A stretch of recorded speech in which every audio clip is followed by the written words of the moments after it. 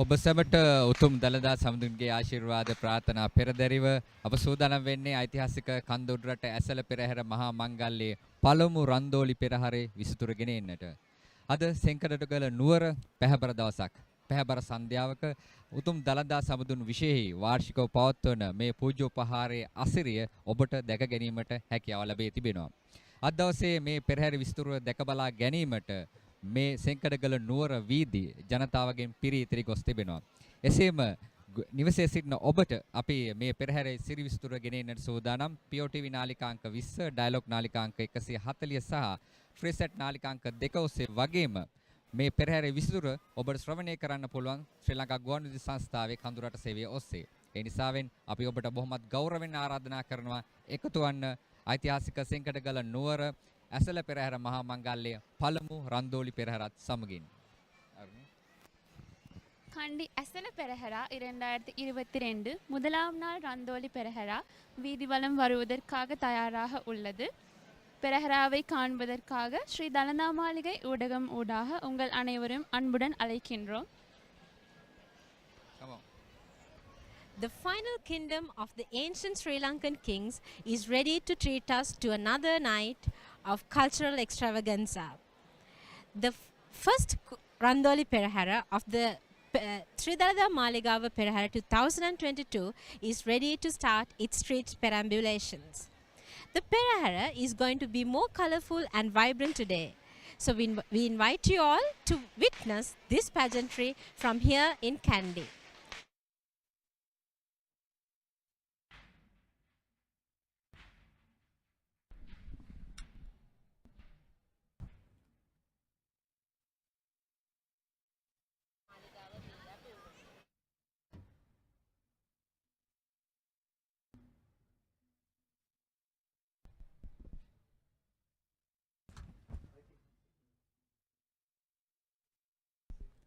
Dalada Samidu Pihitai. We are delighted to welcome you to the special live broadcast of the first Randoli Perahera, brought to you by the Media Bureau of the Shri Dalada Maligawa.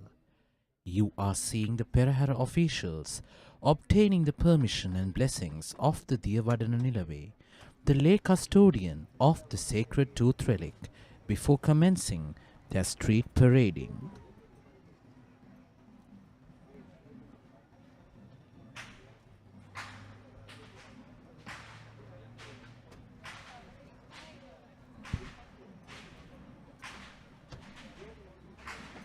This is the handing over of keys by the Diyavadana Nilame to the officiating bhikkhus.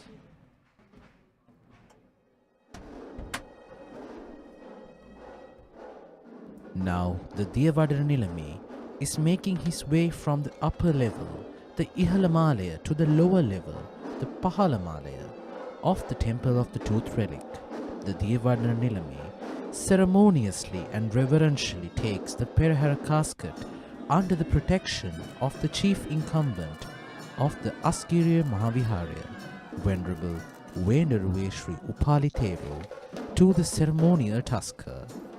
As you can see, the Perahera casket is taken under much veneration, offering light, sounds, scents and flowers all the way from the upper floor until it's placed on this awaiting tusker.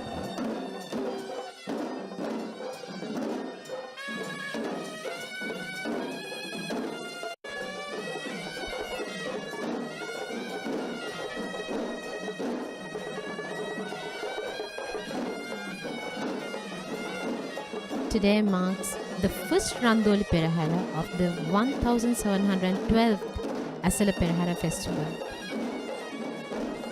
What you are seeing now is the Perahera casket, which contains 32 relics of Lord Buddha being plain within the round hiligi, mounted on the lavishly costumed tusker, who will add color and glamour to the first Randoli Perahera.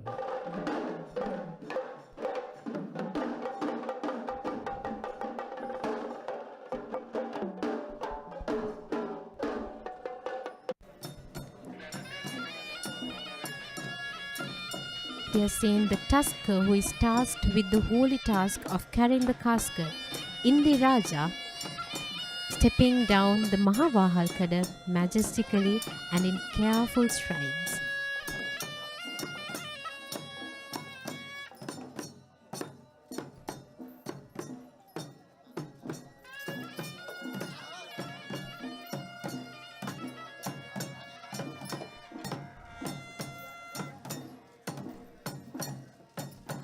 Just as Indiraja will now step the Sandagala or the Moonstone, the Perahera will be preparing for its street perambulations.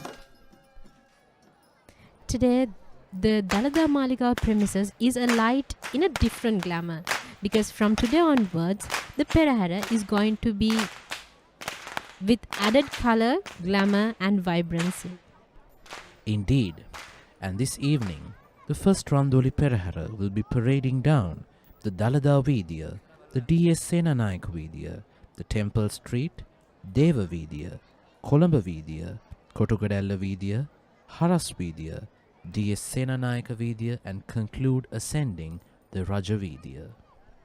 We are seeing pictures of the first up in the first Randoli Perahera today. These are the Whip Wielders. The duty of these Whip Wielders is to clear the way for the holy Dalada relic. In single file, they whip their whips to notify the citizens of the impending approach of the Bhupati or the king.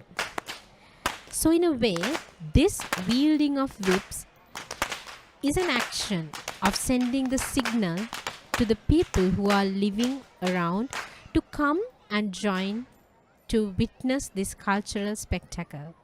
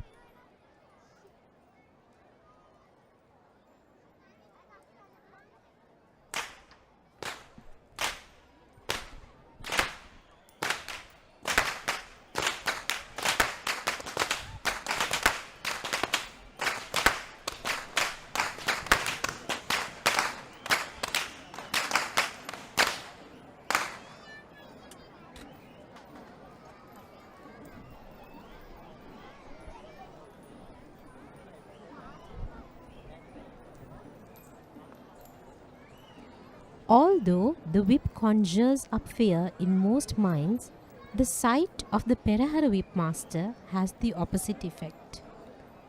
Calming the populace since they are the ones who clear the way for the living Buddha to walk the streets of the city.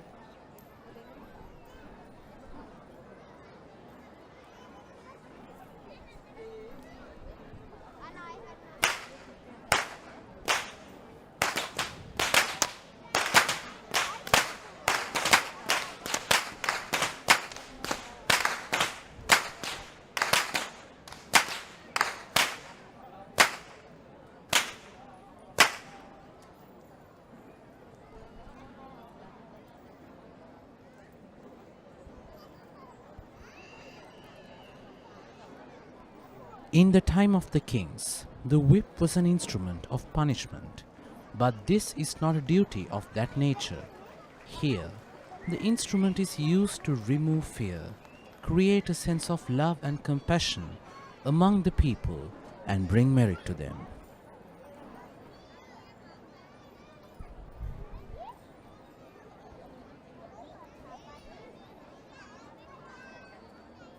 Just like all the other duties which are affiliated with the Dalada Procession, the whipmaster's duty is also handed down from generation to generation of their clans.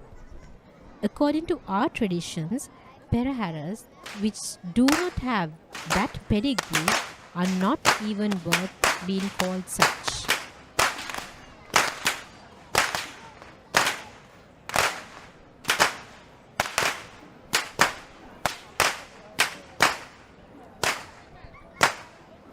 Today, that team of Whip Wielders was trained and led by Mr. Upali Jayaratna.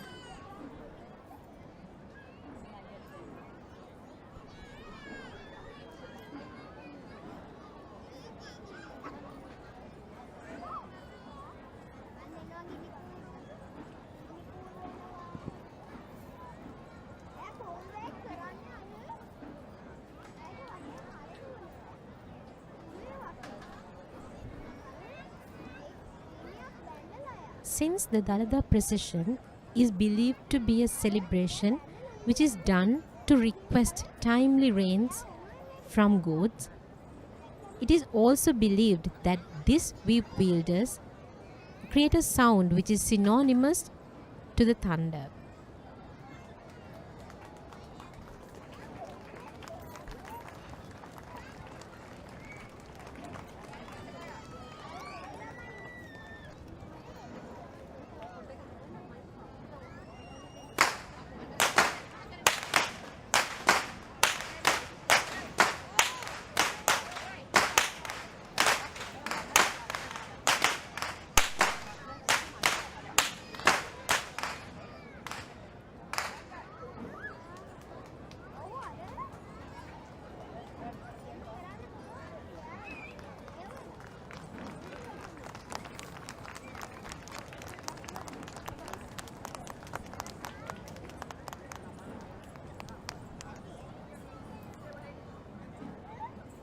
Another beautiful tradition we can see in the Peraheras is that the people who are lining the streets are throwing coins to the streets with utmost respect.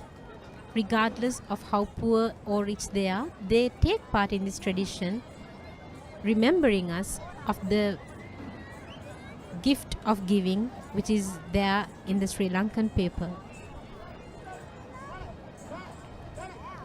Just as lightning flashes across the sky, the Perahera too has its flashes of light, whipping across the faces of the people, lining in the streets to watch the procession. This is the offering of fire to the gods, to water the earth with rain, with these fire dancers, who are being trained and led by Mr. E.D. Tilakaratna.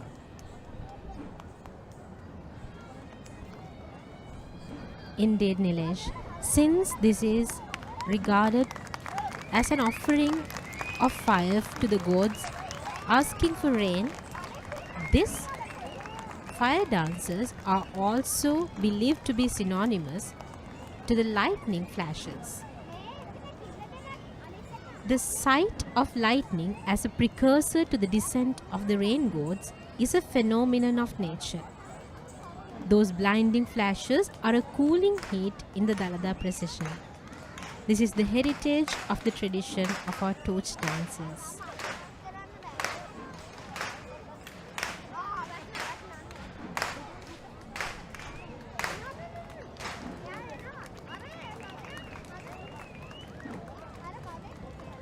These balls of fire dancers are wielded in rotational forms, painting the night with varied patterns of light.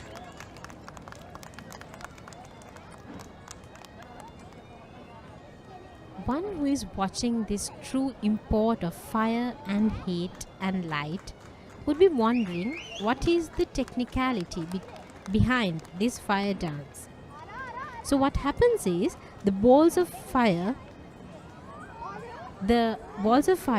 oil-soaked rags are lit and tied to the ends of the wielding sticks with leather thongs, and they are akin to lightning strikes to the eye.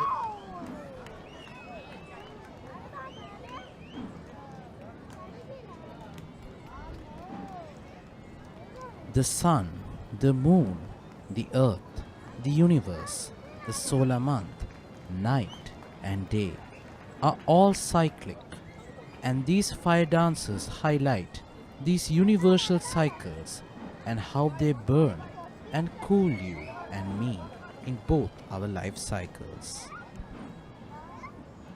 We can see the dancers of very young age performing with fullest energy at the first Randoli Perahera today. The fire dancers are completely focused and immersed in their art, keeping their mind and bodies one-pointed as they create their cyclic patterns of fire. This is because the slightest inattention could result in disaster.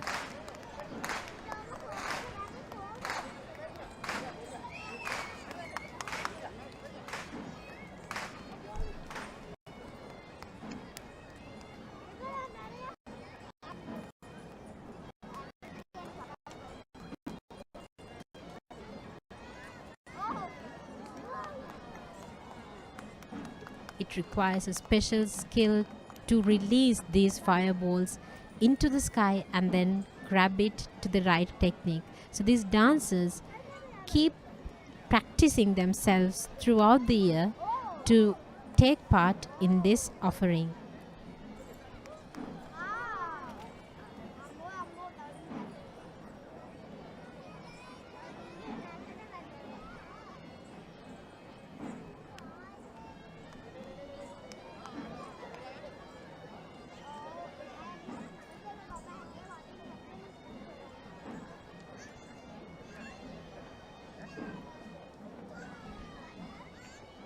The dancers tame fire and give it as a Dalada offering, mindful of its part in cooking, protecting crops and hyenas, and dispelling darkness, creating curiosity, satisfaction, and amazement to the people viewing the procession. We see the aerial pictures of the approaching Buddhist flag bearers.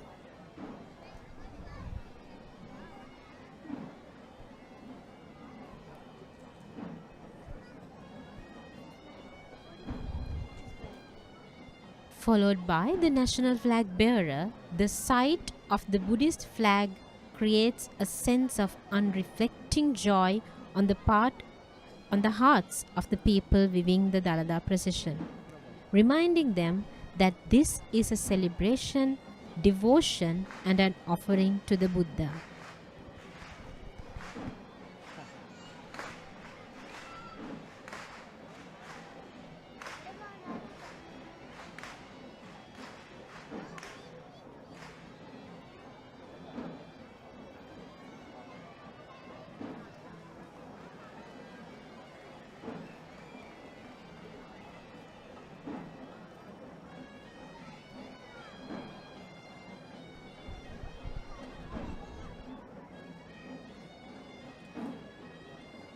The six-colored flag is displayed in ceremonious form to remind the people simply of the great scope and depth of the Buddha's Dhamma.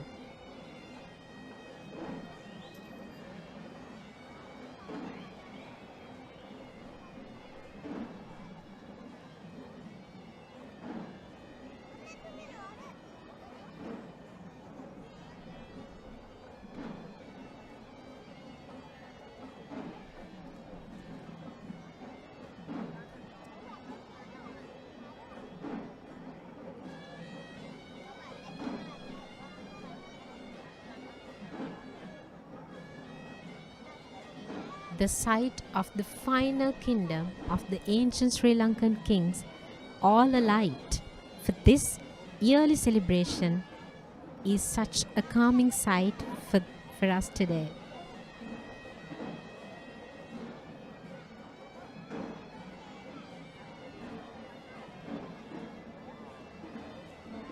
These white-clad flag bearers remind the people of the way the Buddha's Dhamma impact the lives and the way to obtain release from the cycles of life.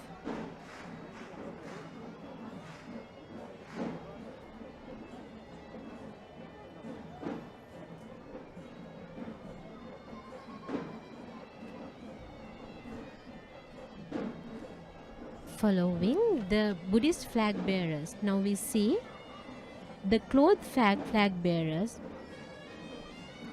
coming into sight.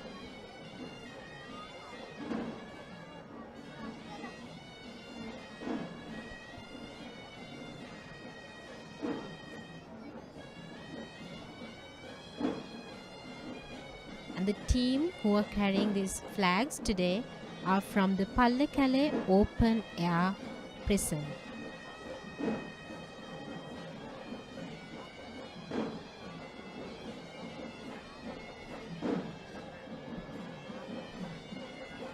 The area flag bearers display the standards of all the areas that came under the control of the Bhupati of the Senkada or the Senkadagala king.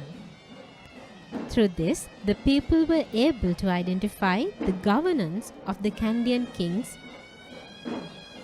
and that it was well in accordance with the Raja Dharma.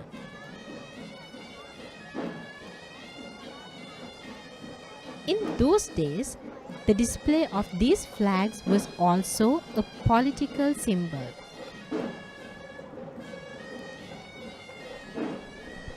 And now we are witnessing the brass stand bearers, who are represented in this evening's procession by Mr. Ajit Mahendra.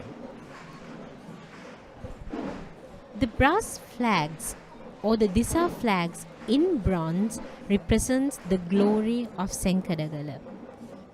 Both gold and brass workers belonged to the same clan or Gurukulaya.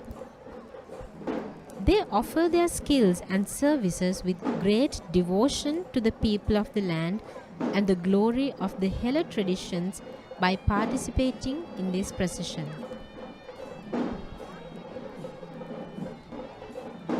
They are indeed the ones who make the gold ornaments for the pageant, as well as the gold and silver work of the king. This is indeed a fine art. That art of smelting precious metals into things of beauty were exclusively the area of the clients. And the durability of the brass flag. The kings of the old offered their hope of similar durability and sustainability to the nation.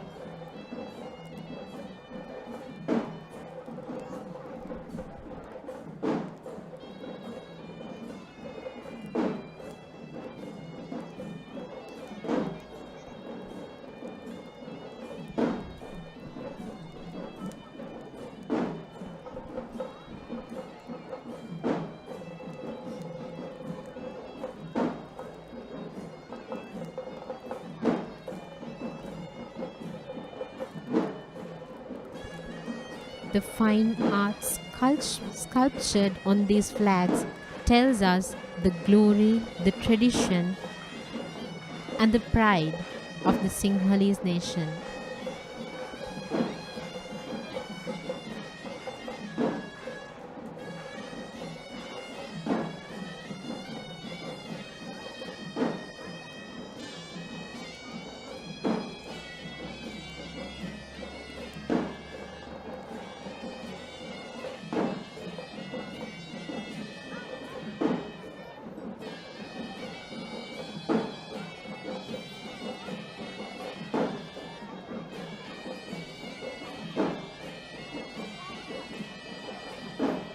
In fact, those from the Navambanda clan are believed to be experts in this art.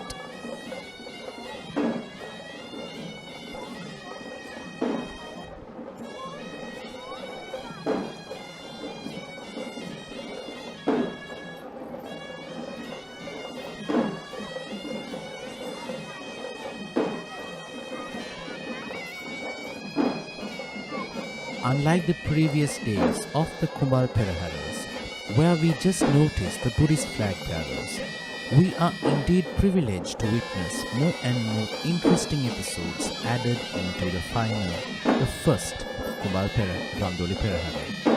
And right now, after the brass stand bearers, we are seeing the sword bearers of this evening's procession.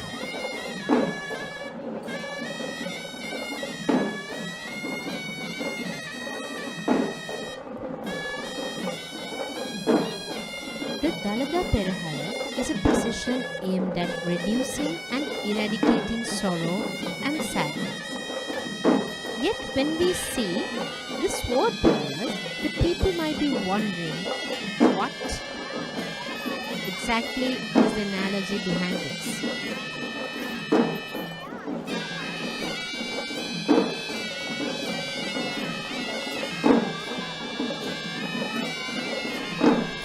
The sacred Dalada tooth relic has been a symbol of kingship in the country from the day it was brought to the nation. Therefore, there were many wars that were fought for this procession. The history of this skirmishes spans thousands of years, from the Anuradhapura period all the way to Sankaragala. The relic was protected by the might of the sword-wielding warriors.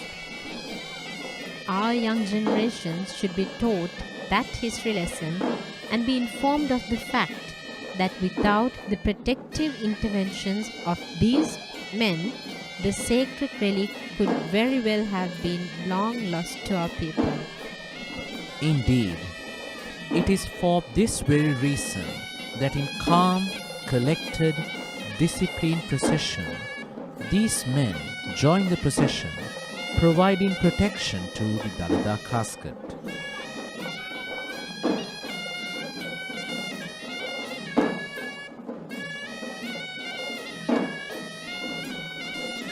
In fact, this team of sword warriors are representing the Angampura team of the Sri Lanka Air Force.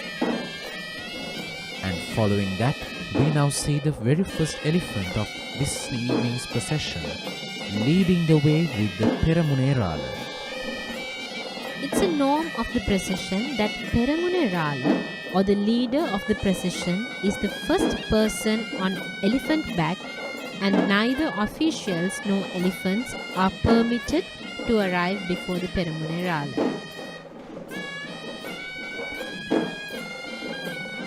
And this elephant is Banda, belonging to the Honorable Diyavadara Nilame Pradeep Nilanga Dada. Clad in white robes, the Peramunerala comes with a ceremonious scroll, which is a secretarial scroll, and it includes how the Perahera should be done for the day. Banda is one of the most senior and one of the most tallest elephants who will be parading in this evening's procession. In fact, he was one of the few elephants who chose to walk all the way to Kandy from Ratnapura to take part in the most devotional Kandy Esala Perahera of 2022.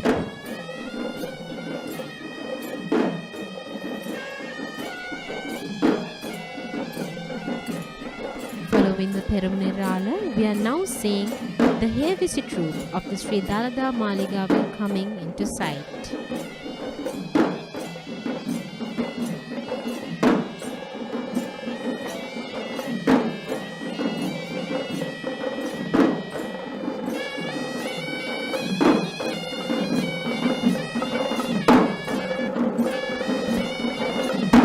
Until the Helisi drum beaters permanently seconded to the service of the Dalada Maligawa arrive in procession, no Panchatura Vadana or making of sound using either drums or musical instruments is permitted.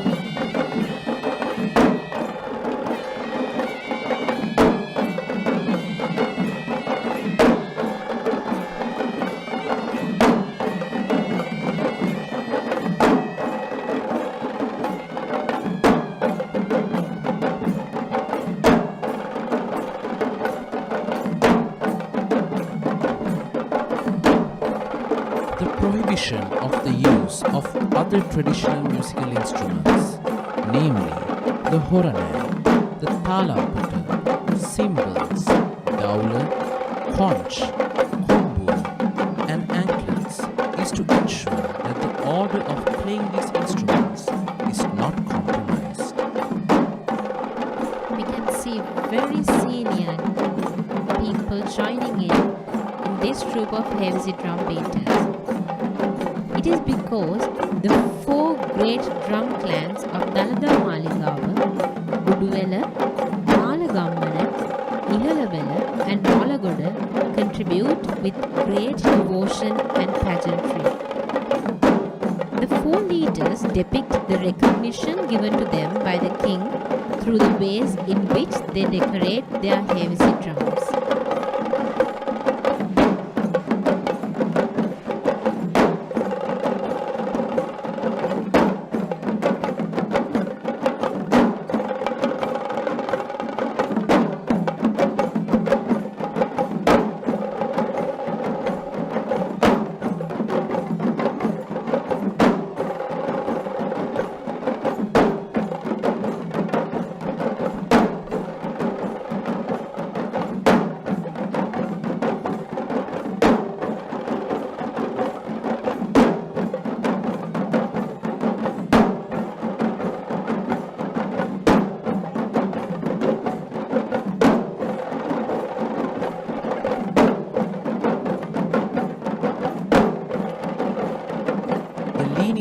Of these drummers are contributing with great devotion to the celebration,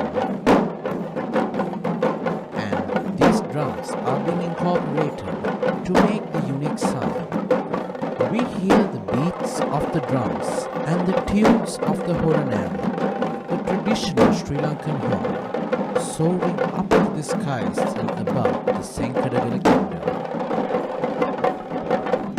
Indeed, in fact, these tunes which are mixed with drums, flutes and other types of panchaturinada is a tune which is very close to the hearts of Sri Lankans, isn't it, Nilesh? Indeed, Sri Lankan traditional music has always been rich in its authenticity. In fact, when it comes to traditional Sri Lankan orchestra, we can trace the upcountry, low country and the Sabaragamu tradition of music. And the speciality of the Kandy Esala Perahera is that we will be seeing the most perfection of the upcountry tradition of music and dance. And the troupe of Hevisi is in fact the most occurrent and the most prominent form of traditional upcountry Sinhalese orchestra. Indeed, in fact, in Dalada Maligawa and all the other Devalas, these beats are very often seen because these heavy drums are used in the daily, weekly, monthly and yearly offerings in these places. Exactly. And the difference between the Sabaragamu and the upcountry drummers or the Hevisi instrumentalists can be easily traced from the headgear, which symbolizes a fixed turban, whereas in the Sabaragamu style of Hevisi, we can just see a wrapped cloth around the performers' heads.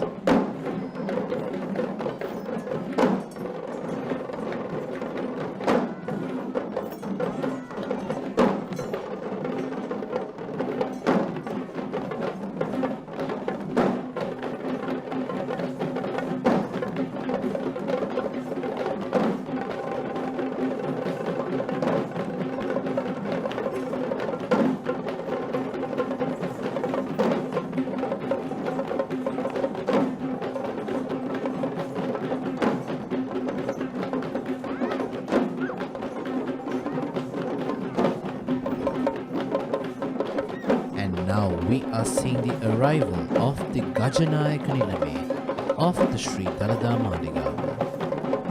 The Gajanayaka Nilame arrives on as the royal official in charge of the king's troops of elephants and it is a position given to him directly by the king himself.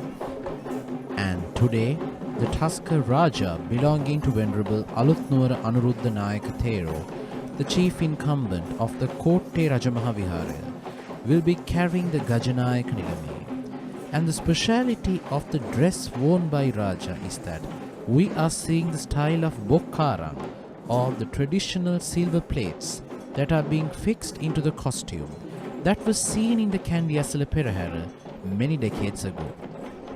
With that interesting fact, we are moving to the beetle leaf dances. In our country, a sheaf of beetle was used to invite people for various events and functions, as well as to show our respect to our elders. This is why the beetle leaf dances are in the first section of the Perahera. In fact, this particular dance is a brainchild and a performance by the Shri Dalada Maligawa School of Dancing itself.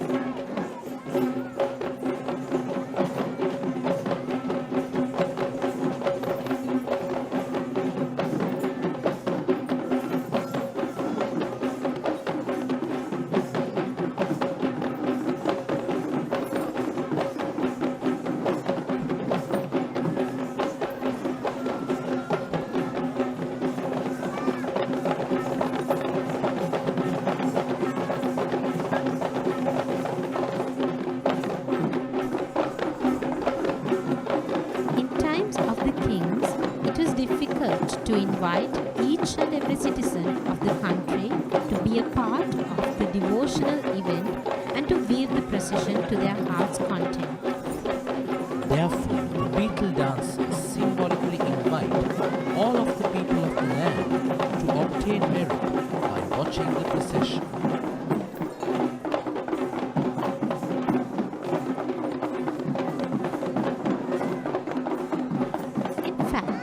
The symbolic dance is not only an invitation to the spectators lining the streets, but also a call to the thousands who hear the sounds of the procession, and also an invitation to the sacred tooth relic to proceed in the ceremonious pomp along the streets of the Kandy city.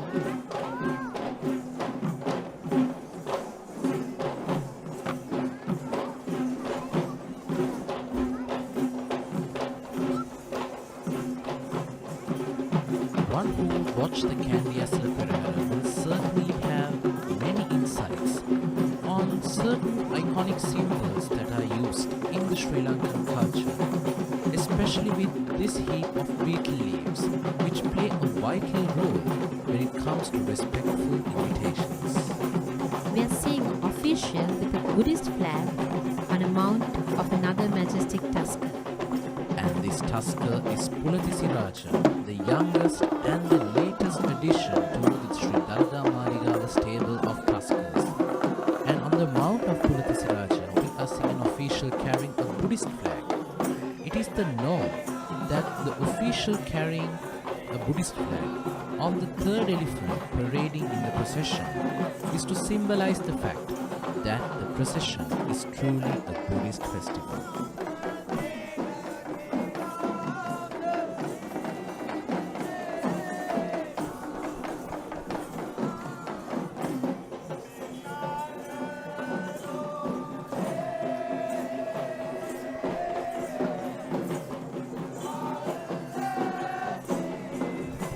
Following Pulatisi Raja, now we are seeing pictures of a team of coconut flower dancers, and they are trained and led by Mr. M.B. Dayanandan.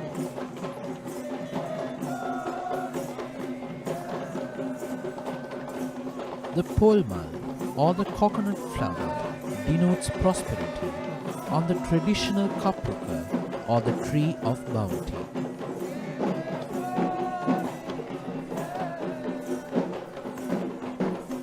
The coconut flower dancers symbolically represent the same bounty and abundance in their dances. Since the Dalada pageant is the great ceremony that brings timely rains and fertility to the land, those dancers pray for that bounty with their coconut flowers.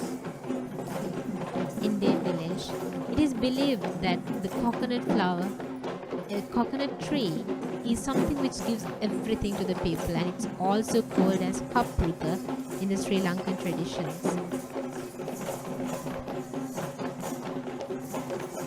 Their prayer is that the country continues in peace and prosperity.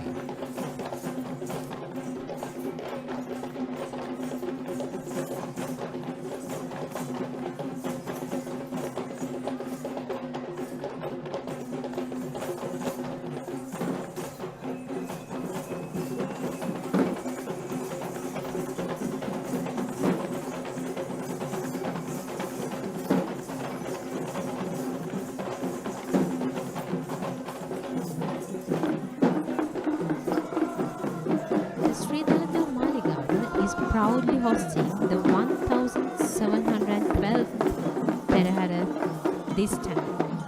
So we as Sri Lankans should be proud that we are able to continue the glamour of our culture, heritage and art continuously throughout generations.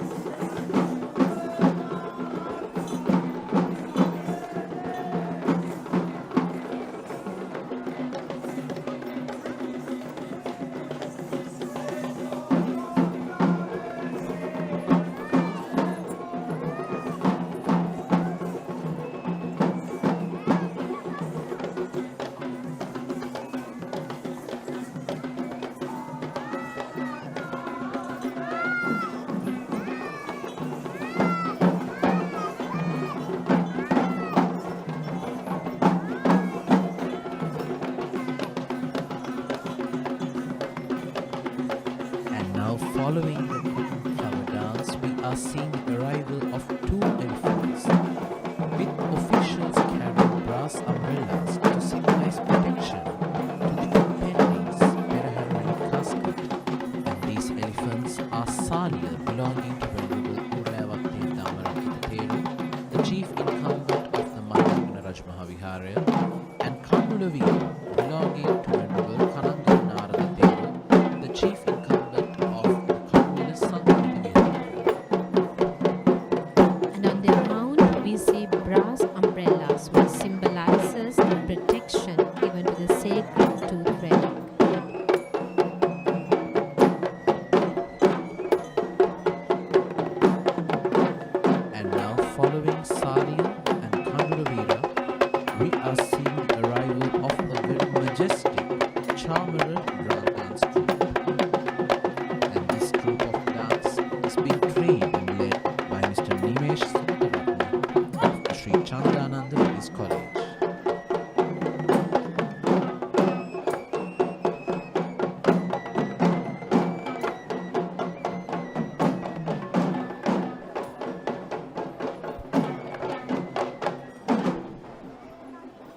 The chamara fans made of fine threads are used to send cooling breezes in devotion to the Dalada casket.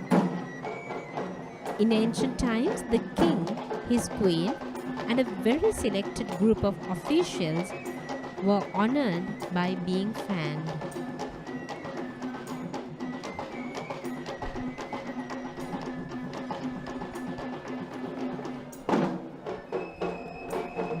Since the living Buddha walks the streets of the city in this procession, it is with great devotion that these dancers stylize their fanning in order with the great devotion and columns.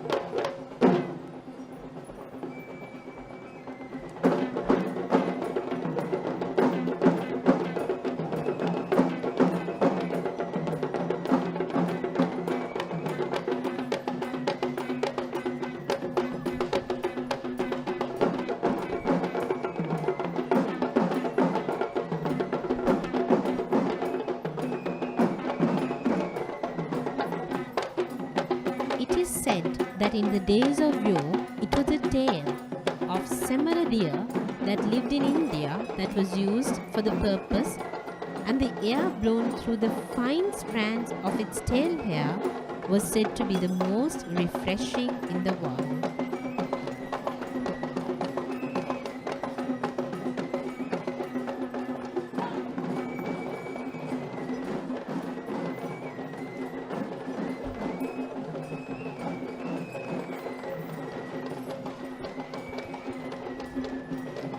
The gentle breezes generated by the Semara deer fans are therefore the softest, and it denotes also in the minds of the people the rise and fall of thoughts in our mind.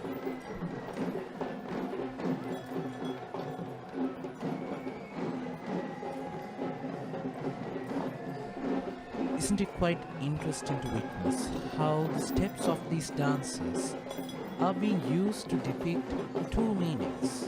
One literal meaning according to the style and the moment of the Perahera, and another to define the teachings of Lord Buddha, isn't it, Chandra? Indeed it is.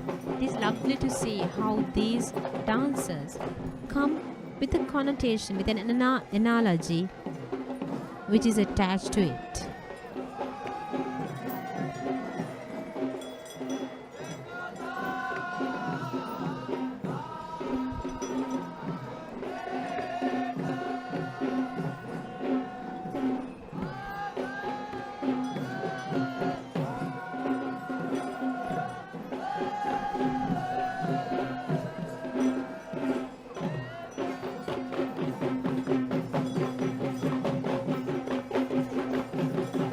We witnessed 5 Perahera processions clad in white elephants, and we are seeing the elephants dressed in colorful robes with the beginning of the Randoli Processions, and this elephant is Madhu, belonging to Venerable Nirundaniya Damaratratero, the chief incumbent of the Mutiyangana Rajamaha Viharaya in Badulla.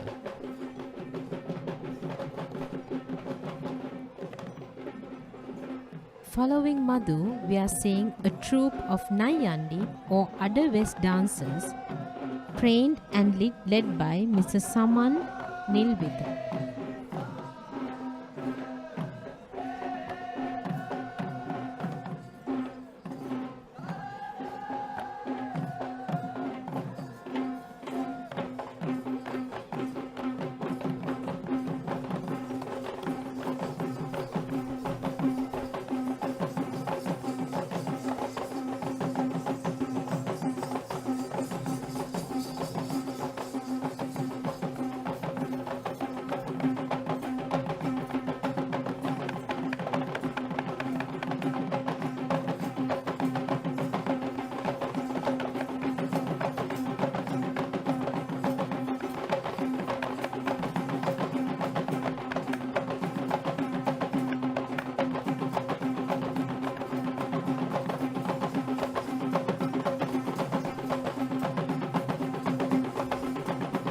Niantic Dance was a dance act that we were witnessing quite often in the Kumbal Perahera processions, and it is quite interesting to know that any dancer who considers the title of being a West dancer would still have to first master the art of Niantic dancing and then proceed with the complete costume of the West dancer.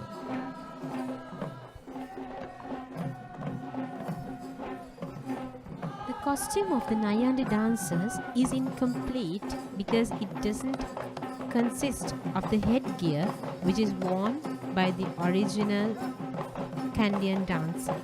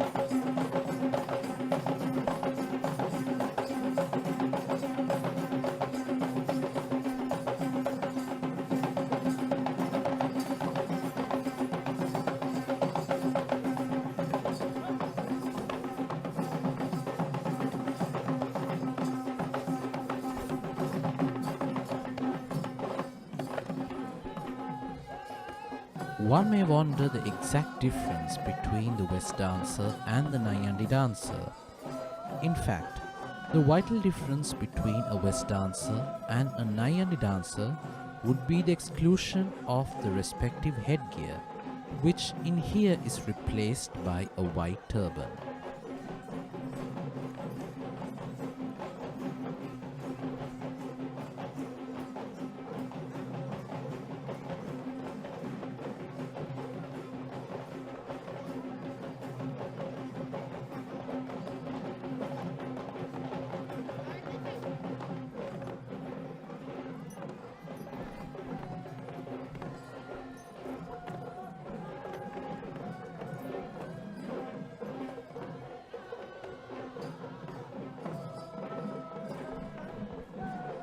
And now we are seeing a very special sight, the inclusion of a Atpanthia or a group of tuskers.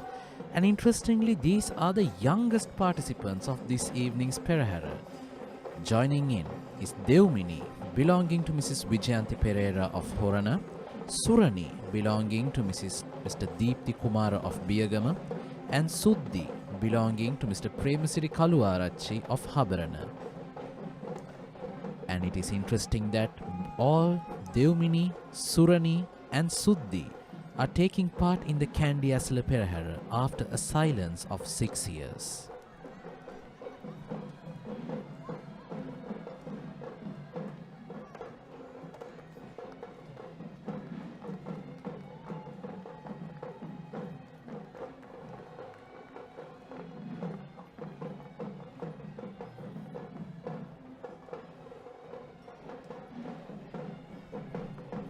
Following this energetic group of tuskers, we are now seeing the Rabban turning dance.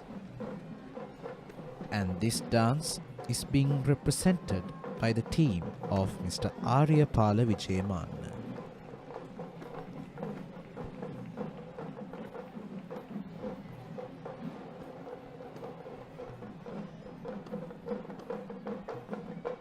The Rabana is also an instrument which is very much affiliated with the traditions of Sri Lanka. There are two types of Rabanas. One is the hand Rabban and the other is the bench Rabban.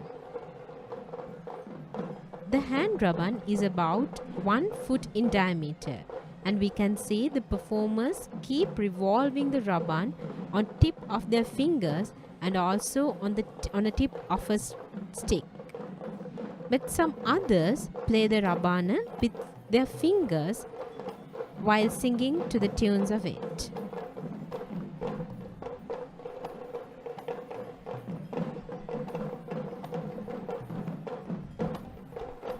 Just like Chamoda mentioned about the different types of the Rabbana, it can be interestingly noted that the Rabban performance can also be segregated into two, where we can see the Rabban Dance and also the Rabban spinning performance, which we see right now.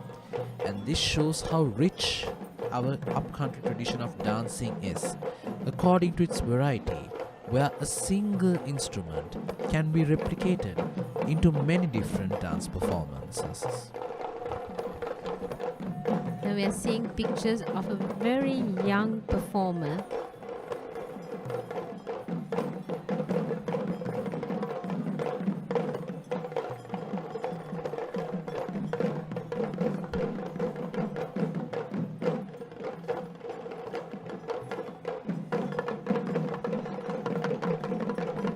These skills and their willingness to participate in this devotion tells us that this tradition and culture is secured for many more generations to come.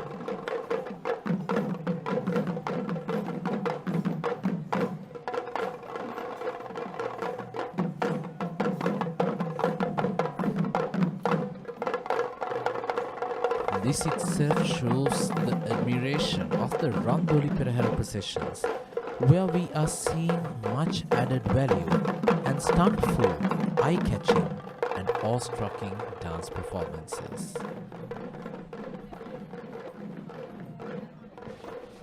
And now we are seeing the arrival of two officials carrying the Burmese flags.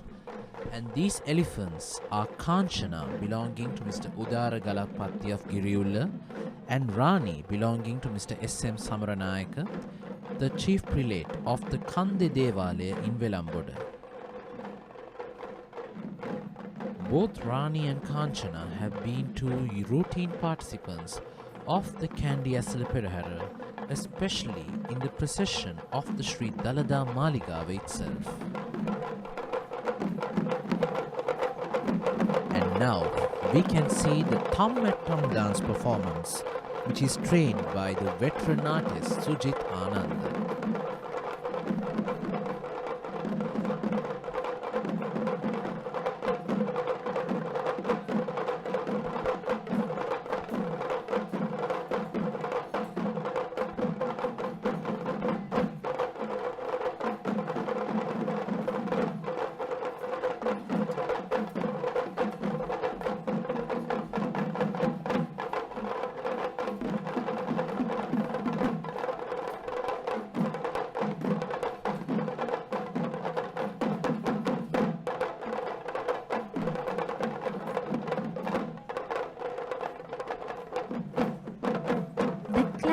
Of Hewavissa, Yakabela, Arawala, Udunuwara and Ridigama are the clans which creates these drumming phenomenon at the Perahera, and they are traditionally assigned to this task.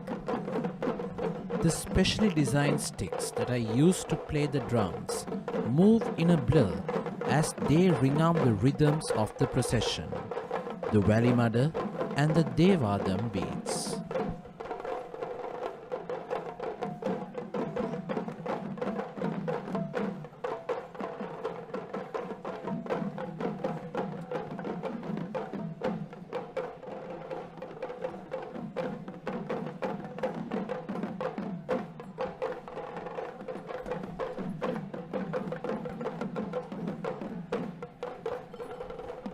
Isn't it interesting to see how a musical instrument can be used in a dance performance like this, Chamoda? Indeed. So these dancers, while playing this musical instrument, adopts different modes of walk and dances and moves forward to create an attraction towards the Perahera.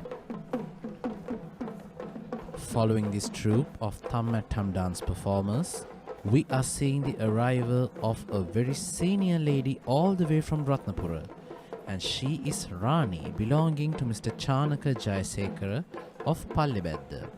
And on the mount of Rani we see two officials carrying brass umbrellas to symbolize shelter and cover to the impending Perahera casket.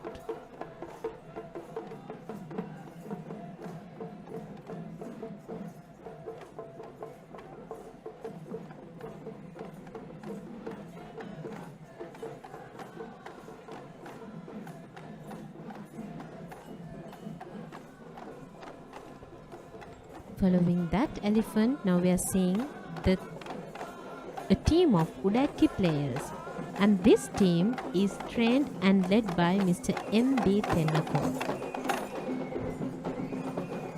The Udaki is a hand drum and holds a very special place in the Dalada celebrations. This instrument is used as the tool that provides the steady beat or note to the Kavikara Madhya or the chamber of versifiers.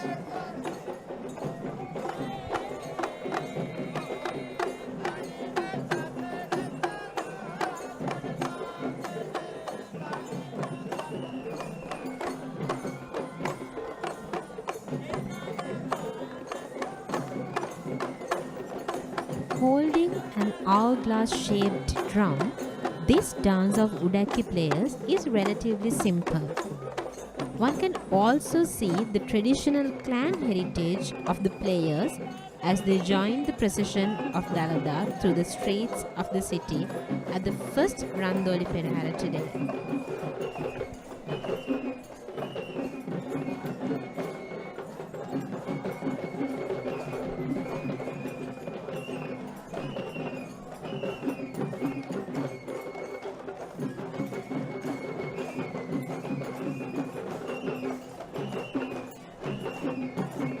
Isn't it so great to see how we see no age barrier in this performance? All the way from the very old and the experienced to the very young and the less experienced, who will certainly be the little artists who will take our culture and traditions forward to the years beyond. Indeed it is. It is the pride that they hold in their hearts that they are a part of a clan of this beautiful tradition.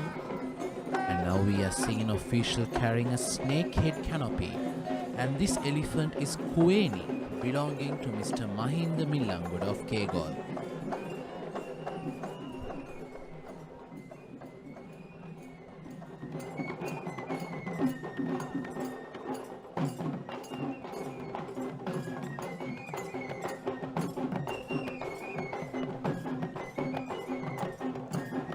And now we are going to see a mixed folk dance, and this dance has been trained and led by Mr. P.C.B. Vijay Surya.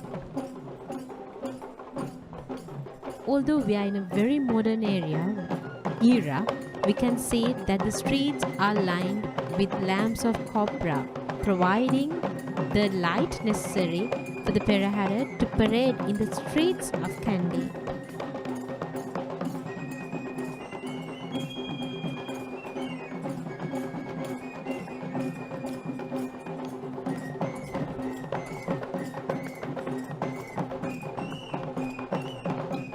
This is somewhat a modern concept to combine different types of traditional folk dances in one group. Indeed, in this mixed folk dance, it is a combination of wooden stick dances, the Thalam dances, the Savaran dances, and the Rabban dances. And the speciality of this particular dance act is that we are going to see a combination of both the Savarang and the Chamara dances, isn't it, Chamoda? Indeed it is. Exactly. The difference between the Chamara and the Savarang dancers, despite having props which look somewhat similar, the Chamara will only have one tussle attached to it, whereas the Savarang will be having two tussles attached on either ends.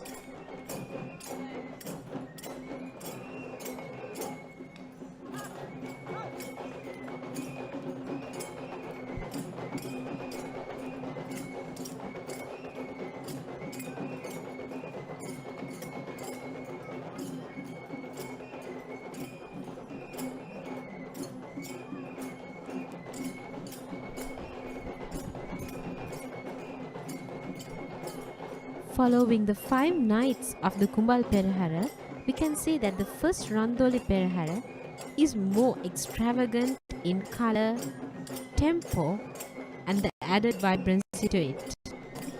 And that itself is the speciality of the much awaited term of the Randoli Processions. Speaking more about the mixed folk dance which you are now witnessing, this particular dance is different to the other classical dance forms which we witnessed before. This mixed folk dance is more colorful, joyful, diverse in dancing patterns, energetic, fast-paced, and adding color and glamour, which is the reason why they are known as Rupanatum or picturesque dancers.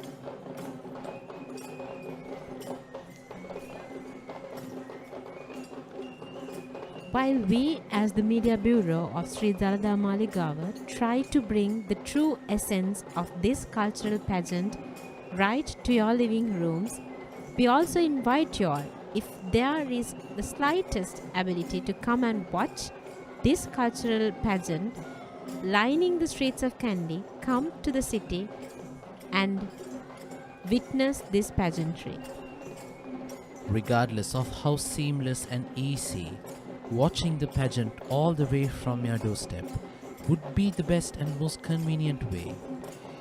The true splendor of the Kandy Esala Perahera can only be witnessed as a live spectator seated down in the streets of Kandy. Indeed, Nilesh. In the very cold environment, while you're being very comfortable with the heat of the lighting copras and the smell of it and the tunes and beats, gives you a very different experience when you're lining the streets.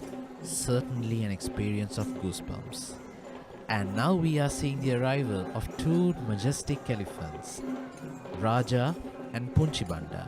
Raja belongs to Mrs. Sita Senanayaka Mallava of Hettimulla in Kegol, and Punchibanda belongs to Mr. Kitsiri Mewan Velagedara of Panliya. In fact, both these elephants are quite friends with each other, including their mahouts Kitsiri and Tilanka. And on their mounts we see officials carrying Burmese flags.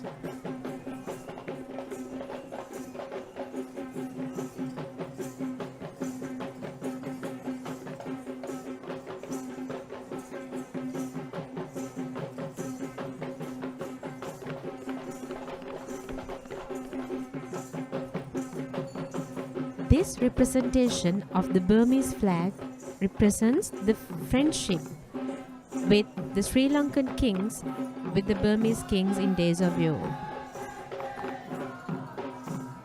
And the most interesting part about that fact is that still these bonds are being continued in terms of the modern international relations between Sri Lanka and Burma, where in this pageant itself we are fortunate to see more than 4 tuskers who are gifts from Burma. Indeed it is. And following that, we are seeing a team of Pataro dancers.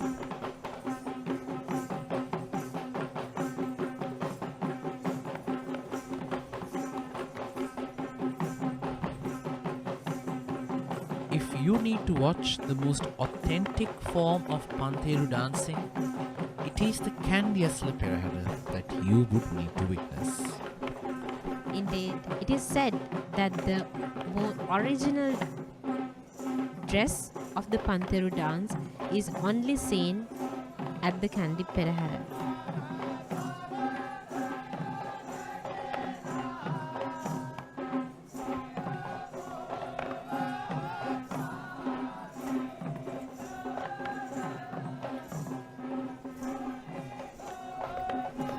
The panterua or the tambourine without a skin bring the purity of the Dalada procession into the minds of the people as they step across the promenade.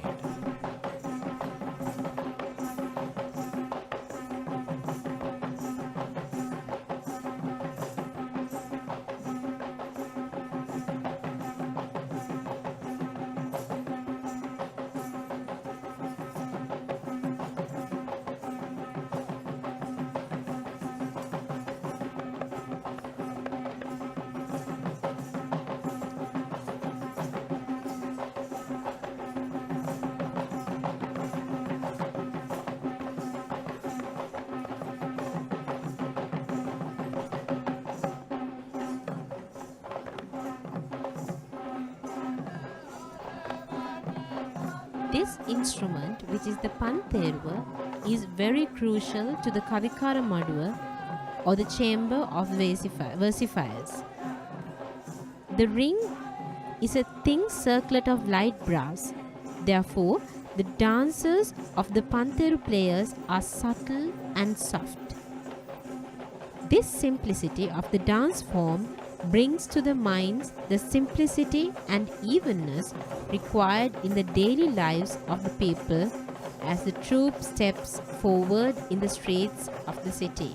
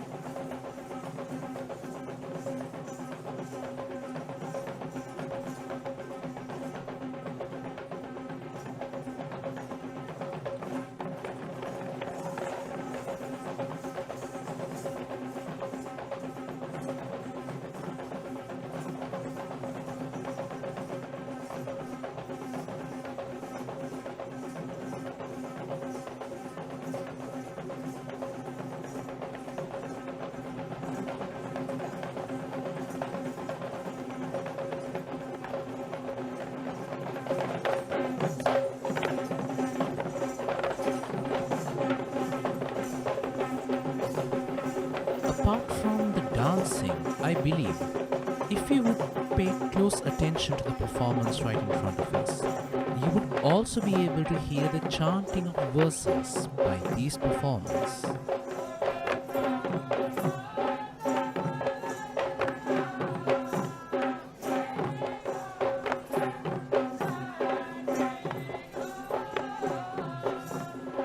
Indeed, and these chantings are very similar to the chantings which are done by the chamber of versifiers in veneration of the holy characteristics of Lord Buddha.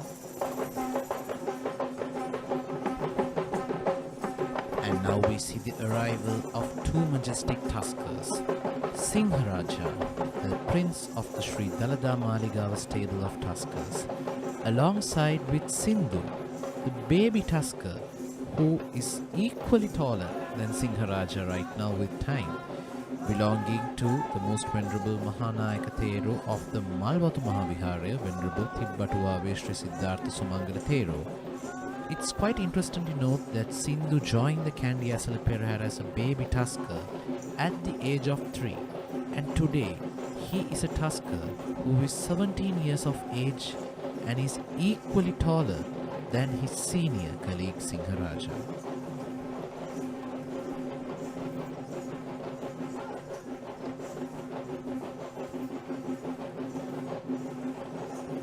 And on the mount of Singharaja and Sindhu, we see again two brass umbrellas which symbolize the protection given to the sacred tooth relic.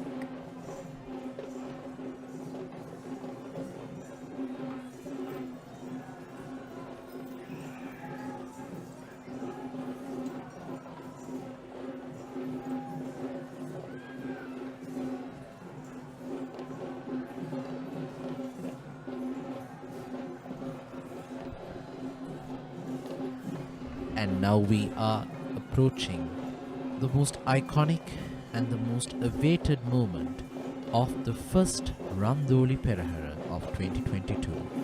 The arrival of the royal tusker carrying the Perahera relic casket, accompanied by Dalada tuskers and escorted by these majestic West dancers. And this team of West dancers was trained and led by Mr. Ishanta Ihalavela and Lasantha Vansekara.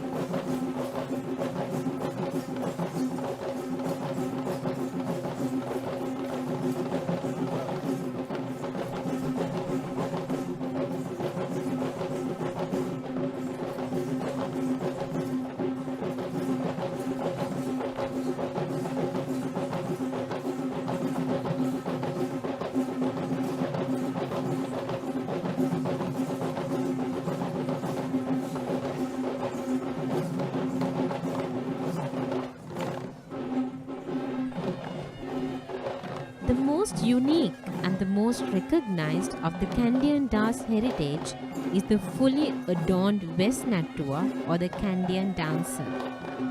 The Kandian Dancer's skill and dance form has been brought to national consciousness by the Dalada Perahera alone.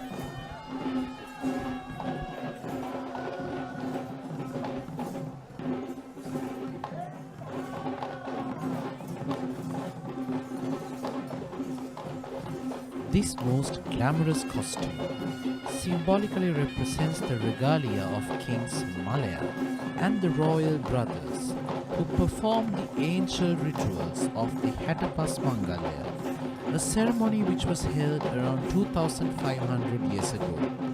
The headgear, symbolizing the sun rays, with the semicircular frontpiece known as the Shika Bandana.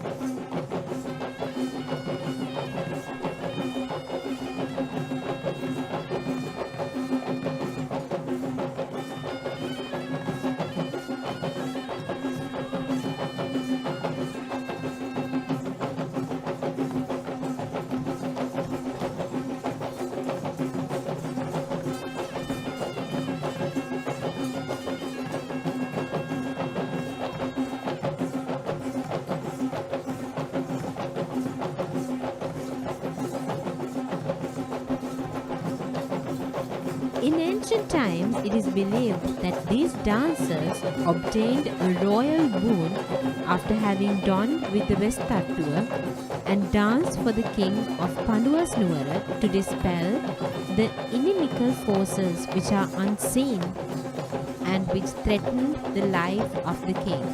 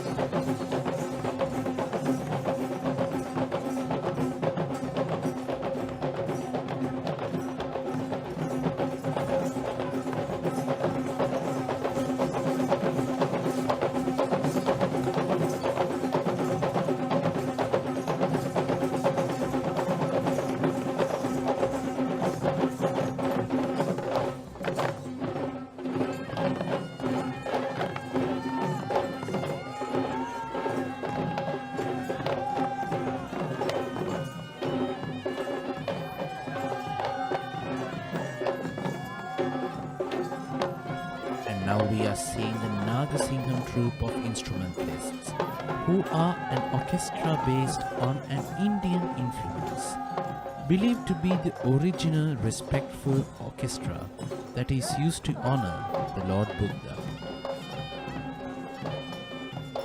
We are seeing pictures of the Karya Karavana Korala.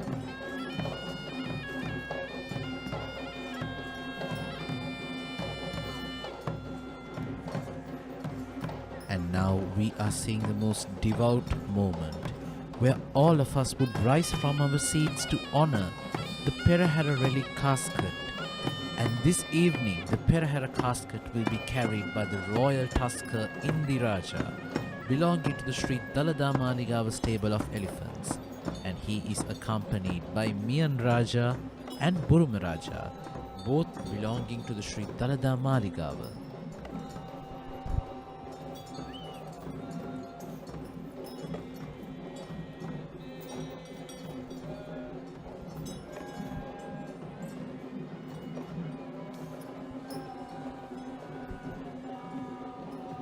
We are seeing the chamber of versifiers following the sacred tooth relic, singing the great qualities of Lord Buddha.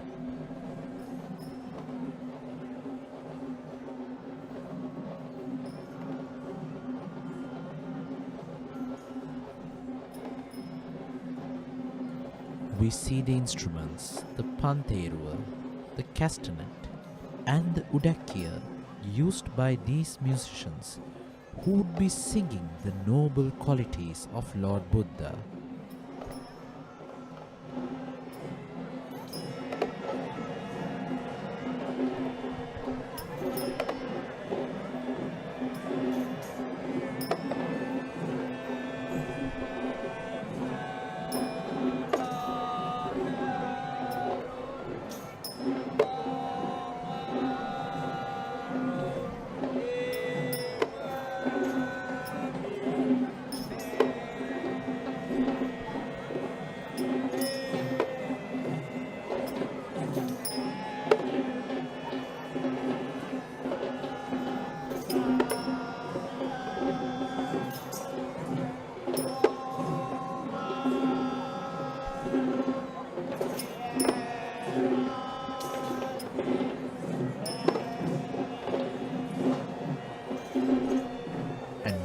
Are seeing the flower lantern group, the group who will be carrying flowers and lanterns as offerings to the relic casket with them.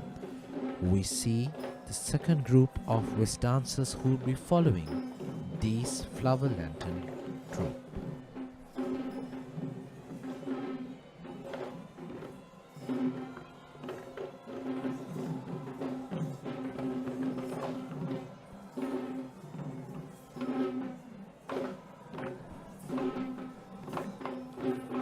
A person who may not be aware of Sri Lankan customs probably would not guess the role a flower would play in terms of Sri Lankan aspects of religion, isn't it? Indeed. It is an offering which is made to the Lord Buddha when we are following the rituals in devotion to the living Lord Buddha.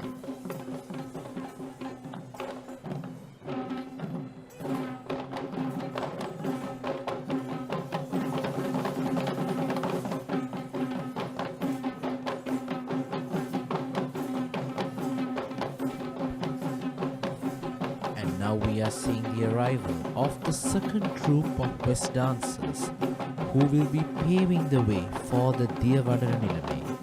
And these West dancers will be generously represented by Mr. Sanjeeva Verapitiya and Mr. Peter Surasena.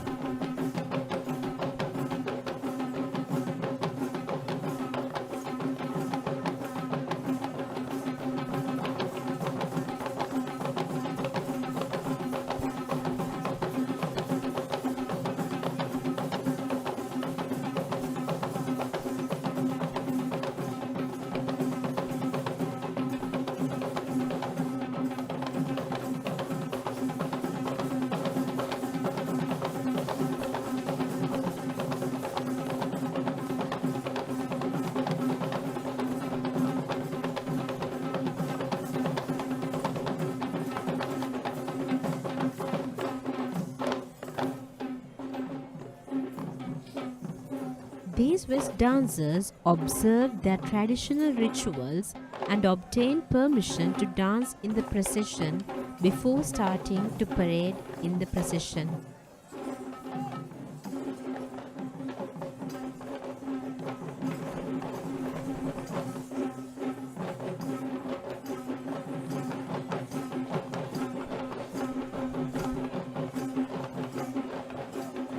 And in the procession they are dancing with the same respect which is given to the Bhupati or the king at ancient times.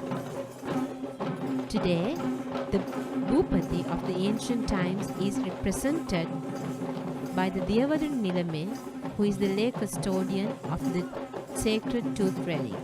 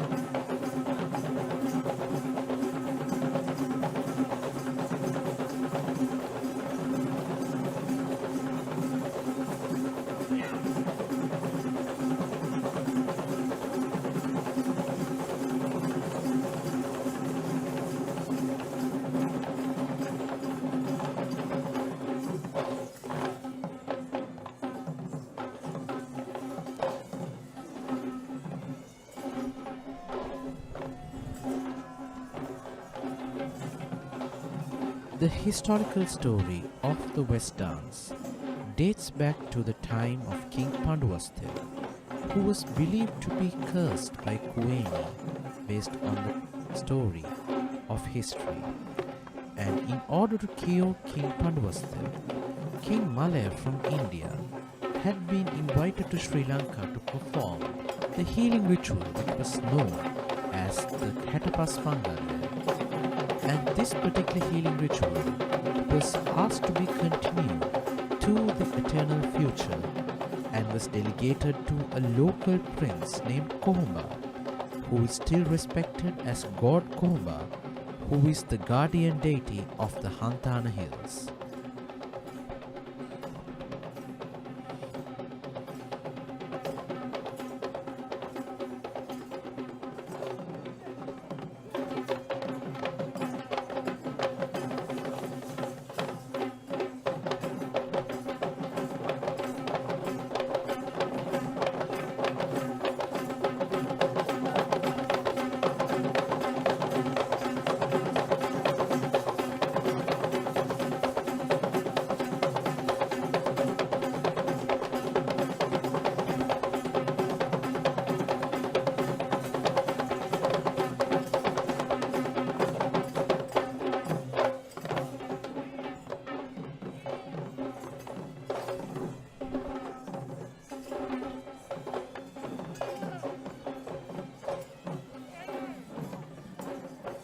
We are seeing the impending approach of the Devadan Nilame of Sri Dalada Maligawa.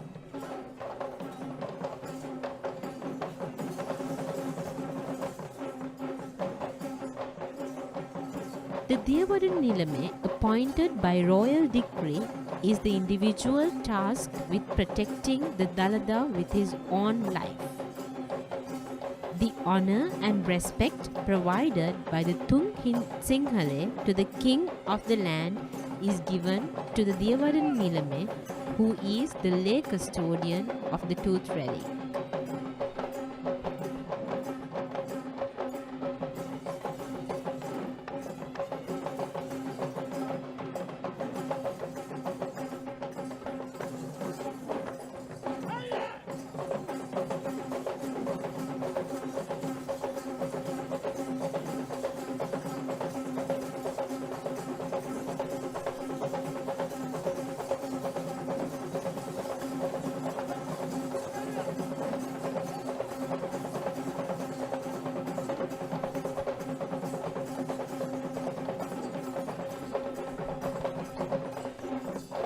Here we see the Honorable Diyavadana Nilame, the lay custodian of the sacred tooth relic, Pradeep Nilangadala, who will be walking under the pearl umbrella known as the Muthukudaya, surrounded by his army of guards and followed by the Vidanis of the Tumsinghale of the 10 villages.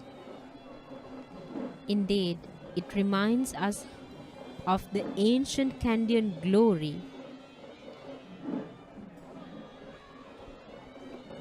The Shri Dalada Maligawa will be having its own villages, and the officials we see in front of us are the respective officials who would be representing those 10 villages. As that marks the end of the Sri Dalada Maligawa Perahera, we are seeing the commencement of the Sri Natha Devala Perahera. What you are now seeing are the godly ornaments of God Natha being reverentially carried out from the Sri Mahanatha Devala shrine to be placed on the ceremonial elephant.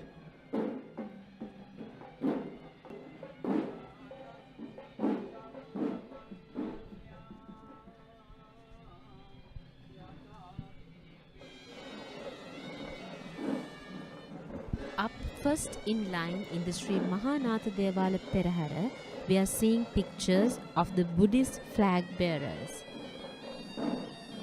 And this team again reminds us that this is a celebration and devotion to the Lord Buddha. This army of Buddhist flag bearers will be represented by the Civil Defence Authority of Pallekele.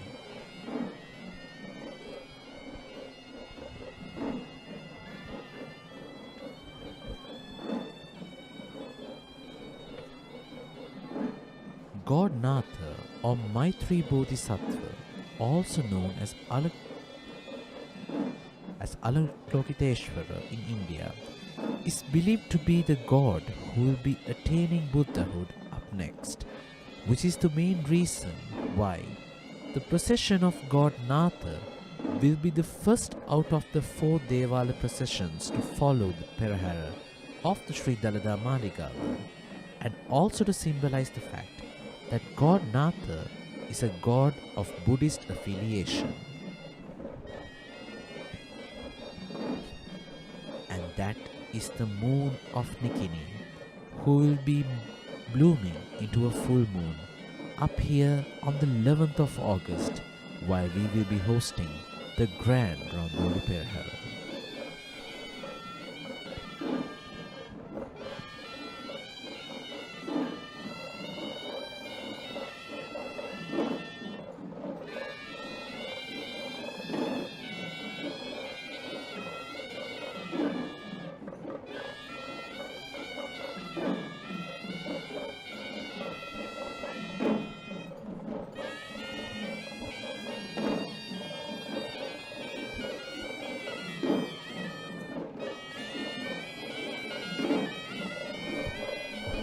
The Sri Mahanatha Devala in Kandy is believed to be one of the oldest monuments of the Kandian kingdom, which is believed to be built on the luckiest plot of land known as the Jayabhumi.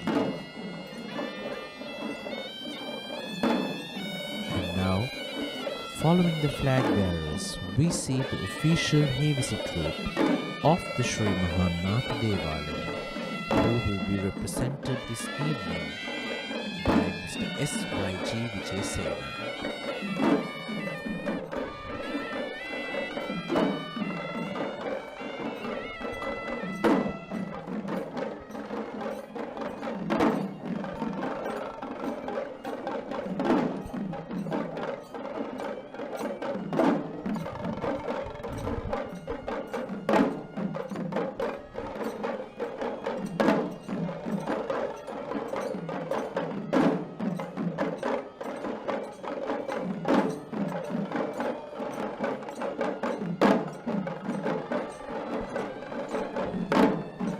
The symbol of swan and the color of yellow is very synonymous with God Natha.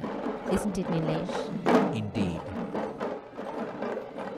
The Havisi troupe which we see in front of us is the official Havisi troupe of the Shri Mahanatha Deval in Kandy, who will be performing in the daily, weekly, monthly and yearly rituals or Deval of the Shri Mahanatha Devalaya, while they will be playing different sounds compared to the Sri Dalada Maligawa Havisi which we noticed before.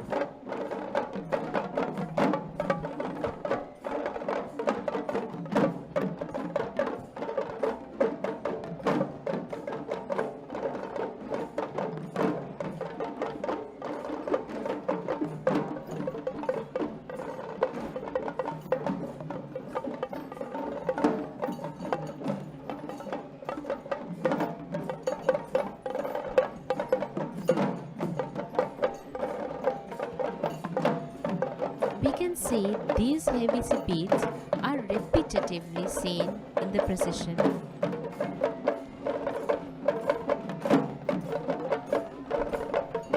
And following this troop of Havisi, we are seeing the first elephant of the Shri Mahanatha Esala Perahera, who will be carrying an official with the flag of the Sankadagala kingdom, also known as the flag of God Natha.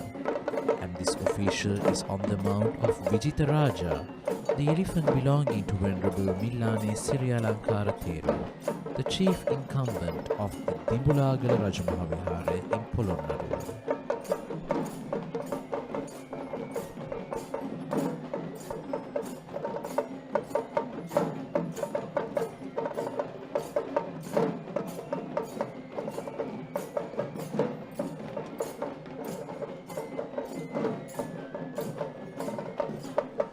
This is the aerial image of the Dalada Vedya and the premises of the Sri Dalada Maligawa, adjacent to the Kirimuda or the Kandy Lake, who will be hosting this first Randoli Procession. We are seeing pictures of a very colorful team of castanet players, and this castanet players is trained and led by the Nisanima Jayasinghe of the Dilana Tharu Aesthetic Art Academy.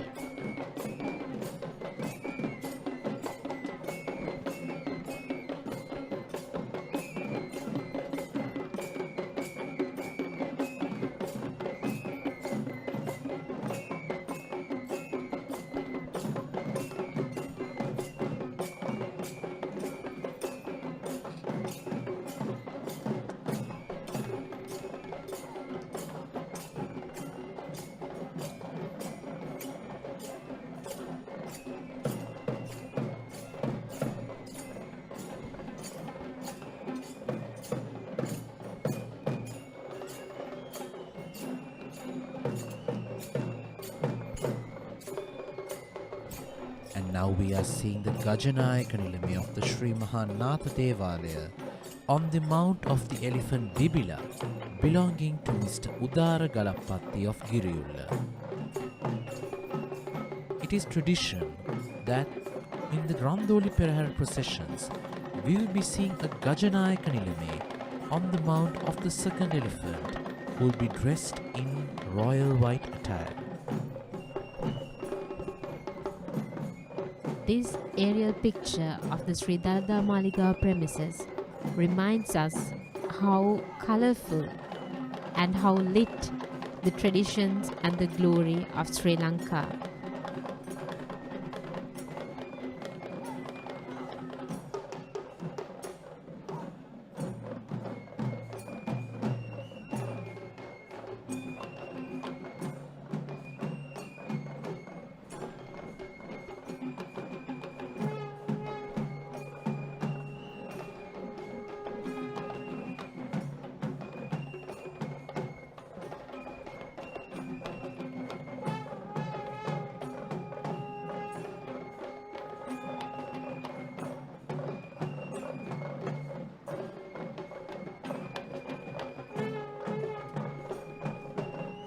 We are seeing a team of Savaran dancers coming into sight. Similar to the Chamara fans, Savaran dancers use fans made of fine threads to send cooling breezes in devotion to the Dalada casket.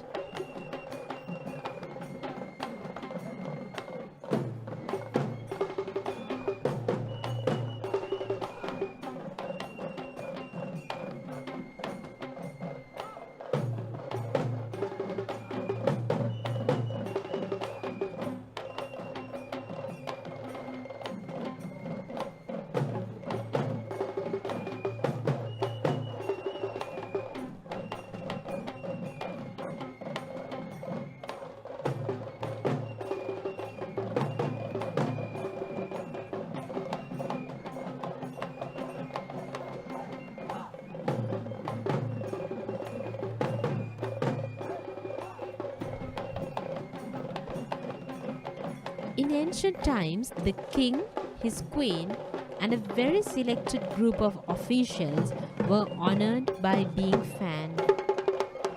Of all worthy of honor, the Dalada casket sits above. So this Savaran dance represents how much of honor and respect is given to the Dalada casket and the godly ornaments of the gods following the Dalada procession.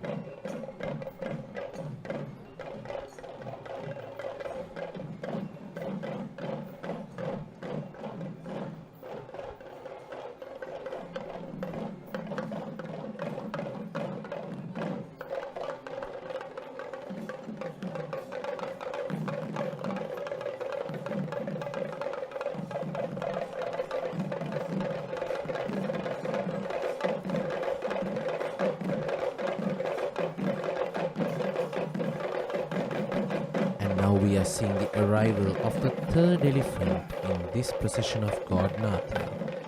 And this elephant is Kandula, belonging to Mr. S.M. Roshan Patharana of Maligawa. Kandula is draped in a brilliant yellow, signifying the color of God Natha. Now we are seeing an aerial picture which is a bit different to which we saw before, and that is an aerial picture of the city of Kandy itself. One of the most unique and iconic places in the world, which anyone would agree.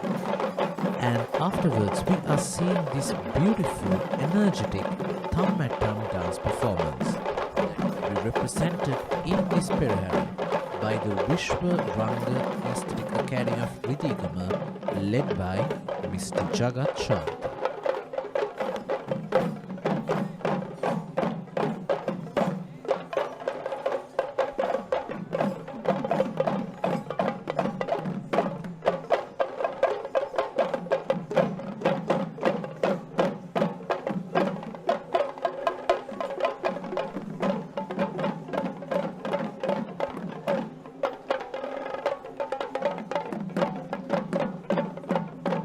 The thumb-atama is synonymous with the Dalada Perahera. We can see that the thumb-atam players are repeated in different places in the Dalada Perahera. And this elephant is Bandara, belonging to Mr. Kamal Irugal Bandara of Kottaval.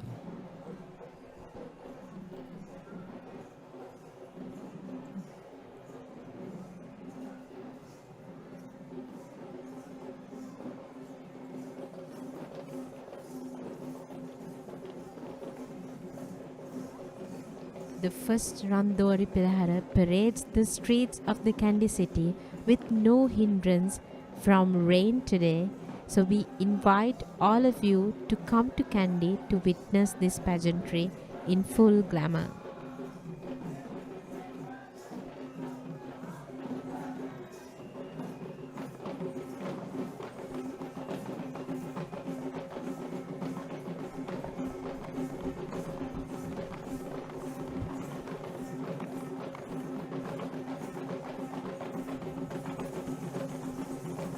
And now we are seeing this energetic of Pataro dancers who will be represented in the Perahera this evening by Mr. Asanka Karunaratna of the Lakshmi Aesthetic Academy of Gelioya.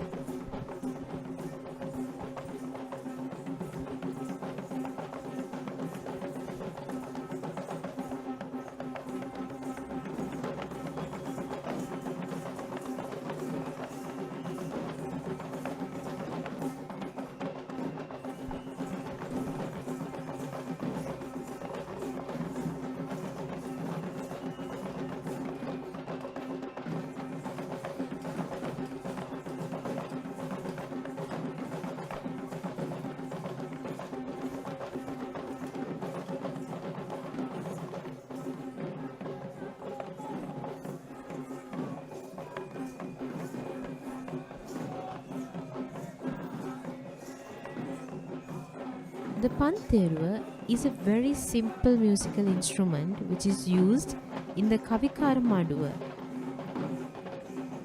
And the songs and poems which are sung in the dance of pantheru is believed to be very similar to the songs and poems which are sung in the chamber of versifiers. Followed by this beautiful pantheru dance performance, we are now seeing the arrival of a very special lady, the most senior elephant of this evening's Perahera, who is Rani, belonging to Mr. Nalaka Jayasinghe of Godagama.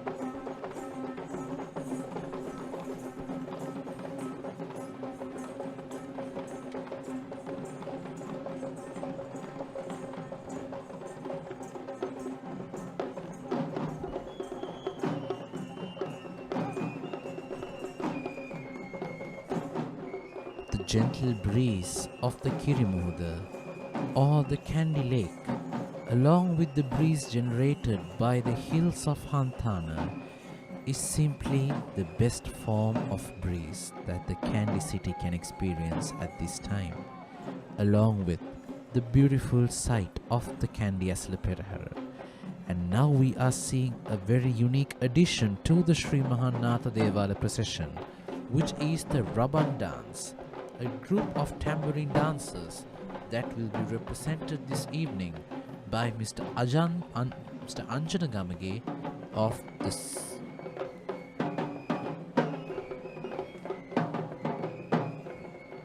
And Mr. Ajanta Gamage will be represented by the Sankara District Academy of Kandy.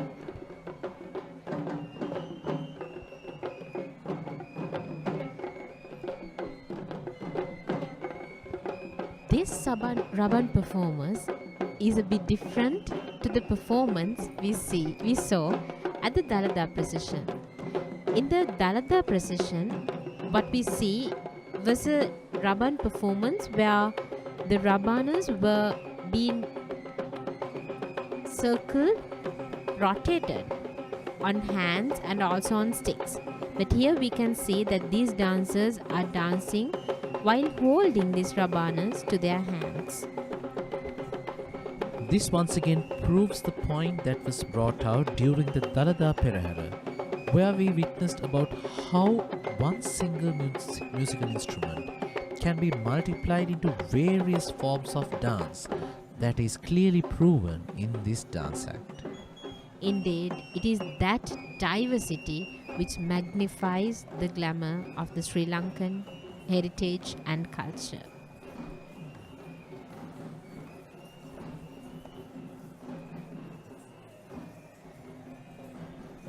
Just like the latest edition of the Rabban Dance Act, we are seeing another addition of an elephant to the Shri Mahanatha Devala Perahera, who is Panchali, belonging to Mr. Kamali Rugal Bandar of Kottava.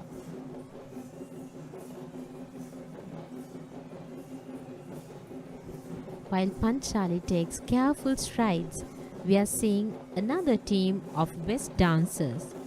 And this team of West dancers were trained by Mr. Vishuddhi Srinath Verapitiya from the Vishuddhi Aesthetic Academy.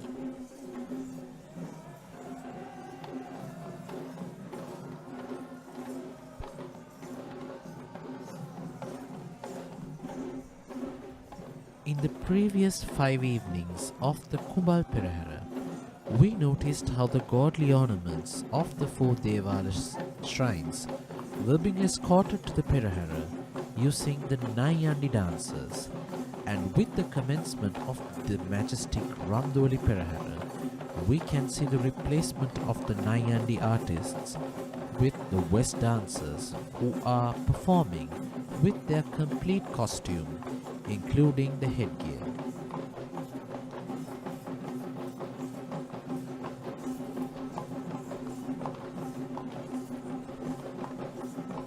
Now we are seeing these West dancers performing a significant dance act known as the Narumatra, which is done by holding either ends of the loincloth.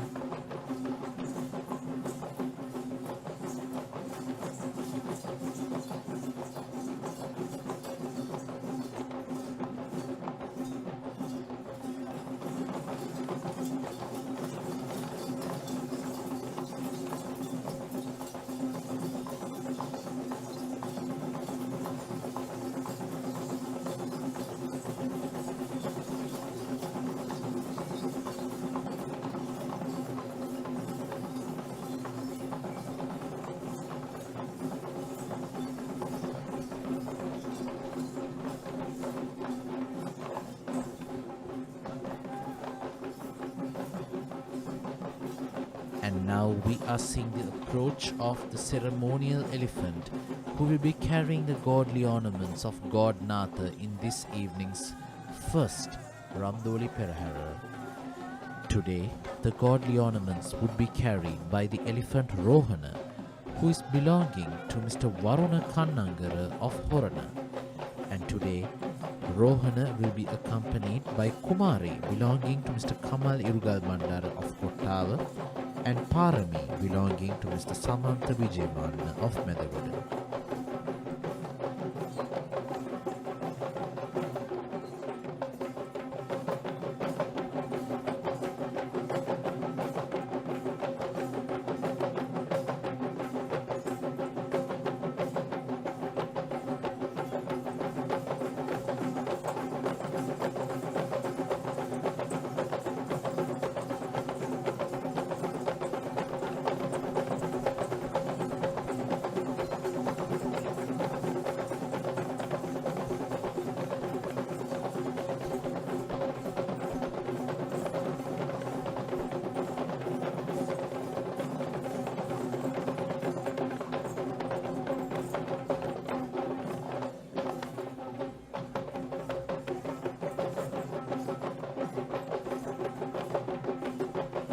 We are seeing the chief trustee of the Shri Mahanatha Devalaya walking up front the godly ornaments of God Natha.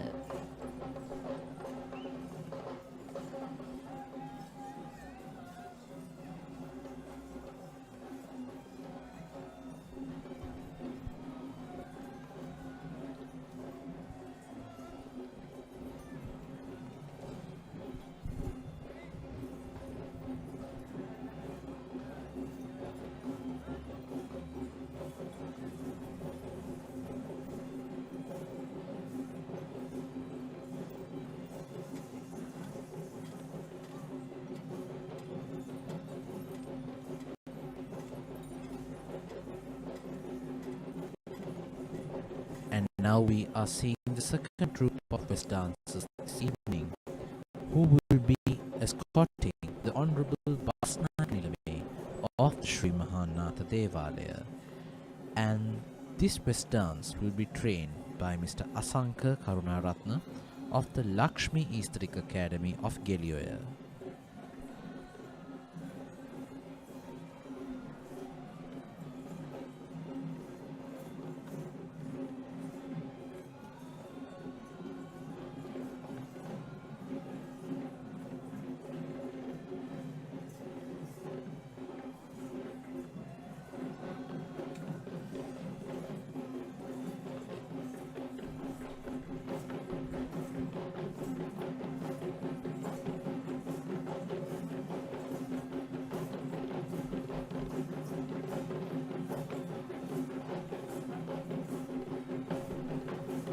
Another speciality of the Randoli Procession that needs to be pointed out is the fact that we will be having the Basnayak Nilames of the four Devala shrines who would be joining the procession.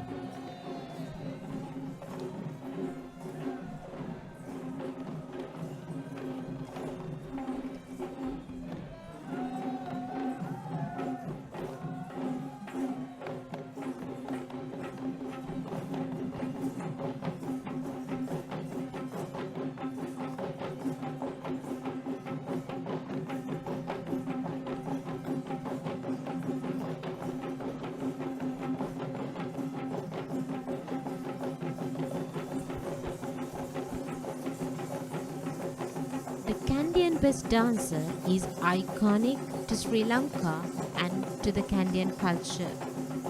And these dancers prove it again that this culture is unique to the tradition itself.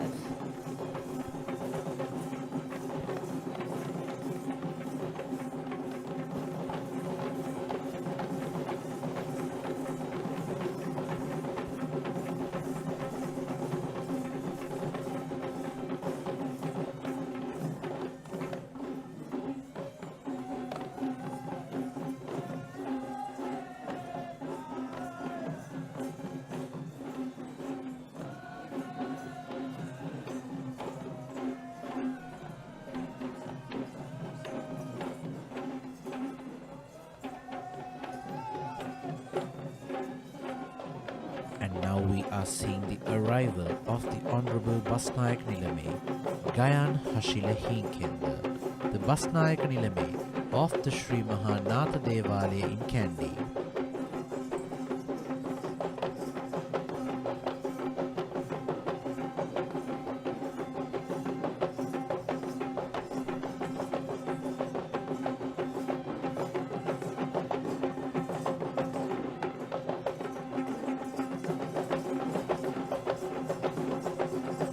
We can see two lines of guards lining either side of the Basnayak Nilame to represent the protection given to the chieftains of these Devalayas from days of yore.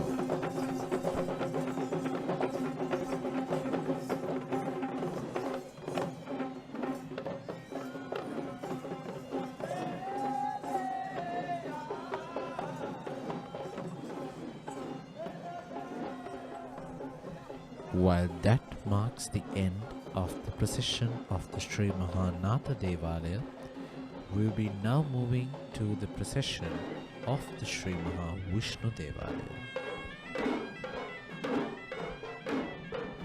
Now we are seeing the rituals being performed inside the Sri Mahavishnu Devalaya and the godly ornaments of God Vishnu being carried out of the Devala premises with great veneration and respect.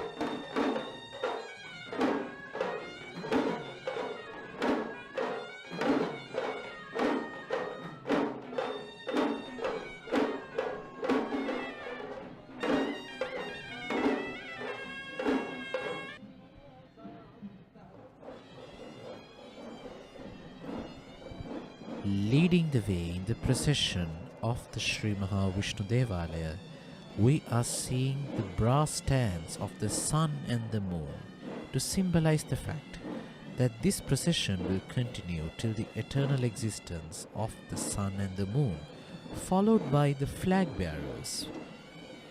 These flags are quite different to the flags which we saw previously in the other segments of the procession, where it is believed that Lord Buddha had delegated God Vishnu as the protector of Sri Lanka, which is the reason why we see the provincial and the state flags being carried in the beginning of the procession of God Vishnu, to symbolize the fact that God Vishnu is guarding all these provincials and states.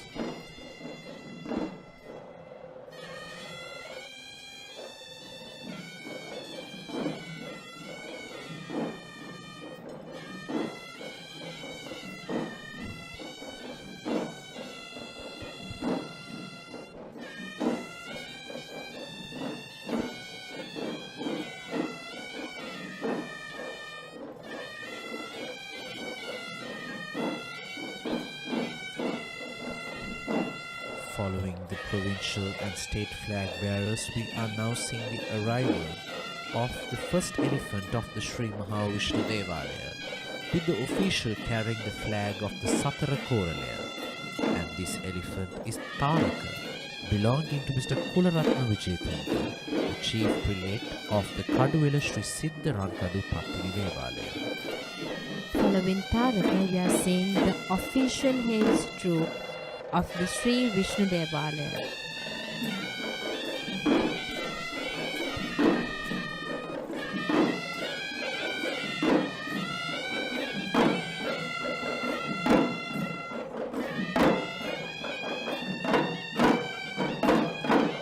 In fact, the beat of the Hedisi of the Vishnu Devalaya is different to the beat which is used in the Dalada Perahera and the other Devala Peraharas.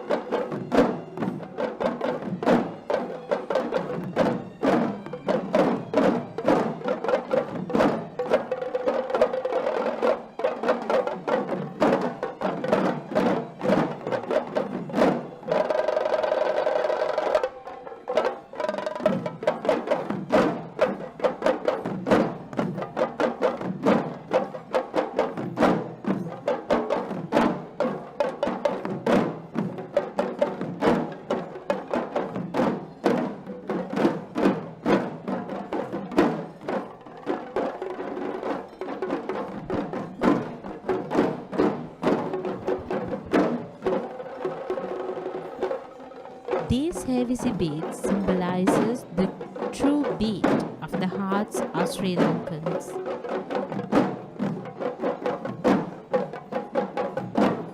The Panchathura generated from these instruments reminds us that this is a religious celebration, since these beads are very commonplace in most of the religious places in Sri Lanka.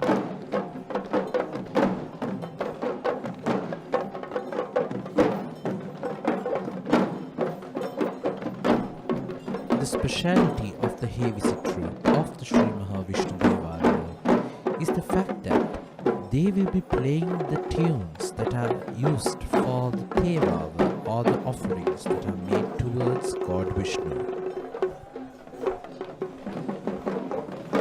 Throughout the whole procession of God Vishnu, we can see the color of brilliant blue is being symbolized. And now we are seeing the Gajanayaka Nilame of the Sri Vishnu Mahadevalaya. And the elephant we see right now is Mutubanda, belonging to Venerable Mundini Dhammaratantero, the chief incumbent of the Muthiangana Rajamaha Vihara in Badulla.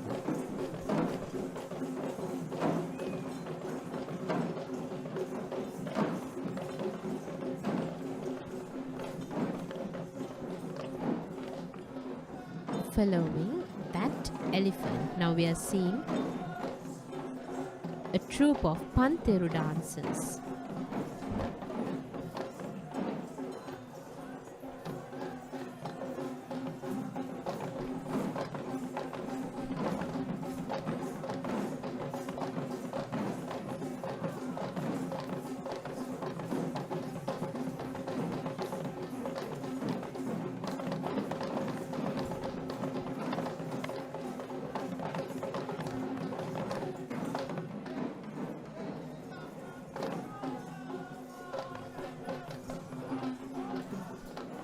There's an interesting connection between the story of the Pantherua and God Vishnu. A certain legend believes that the instrument which we call as the Pantherua is believed to have been generated from the Chakrayudha that is held in the hand of God Vishnu.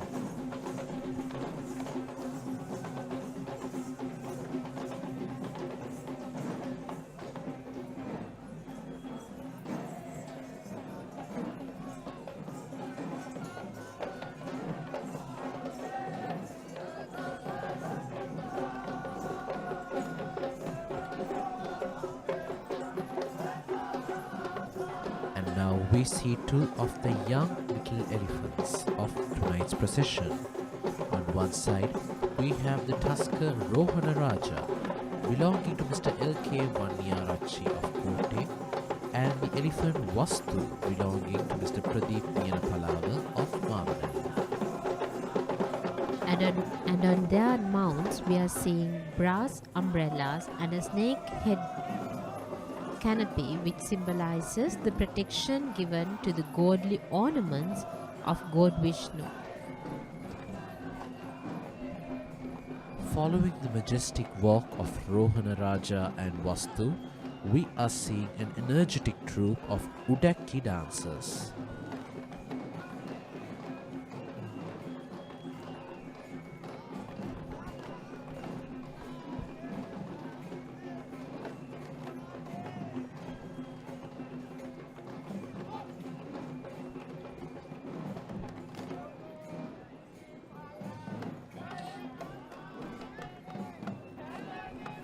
In fact, this Udakki dance is a very creative form of dance which is created with the help of a very simple handheld hourglass shaped drum.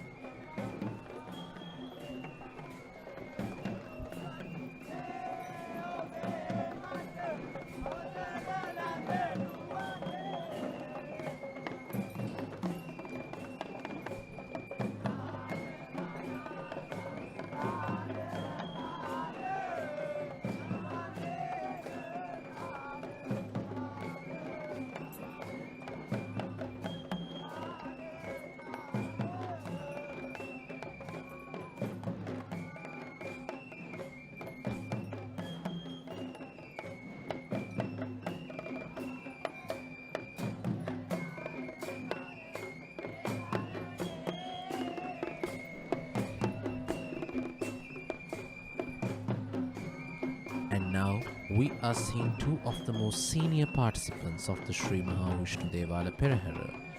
On one end, we see the elephant Muthu belonging to Mr. Indika Mudunpot of Manikinna, and the elephant Vanda belonging to Mr. Sisira Samarakon of Polgavela.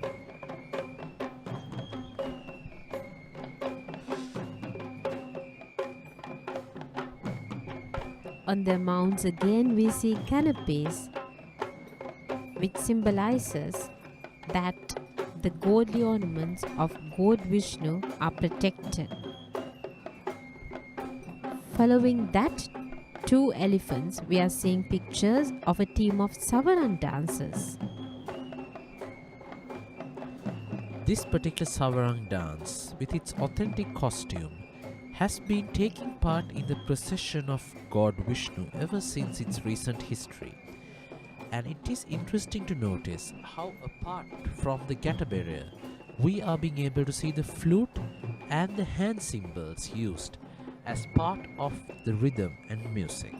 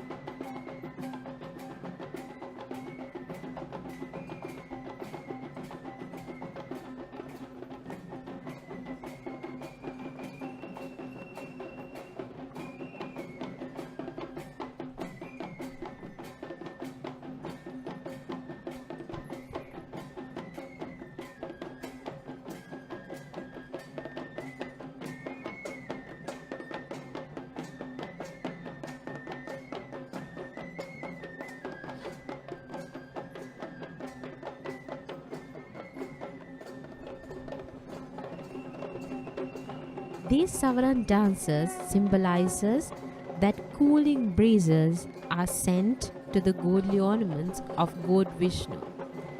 Since in the days of yore, these Savaram, which represents the chamara or the fans which are used to send cooling breezes to the royalty and to make them comfortable, is symbolized here.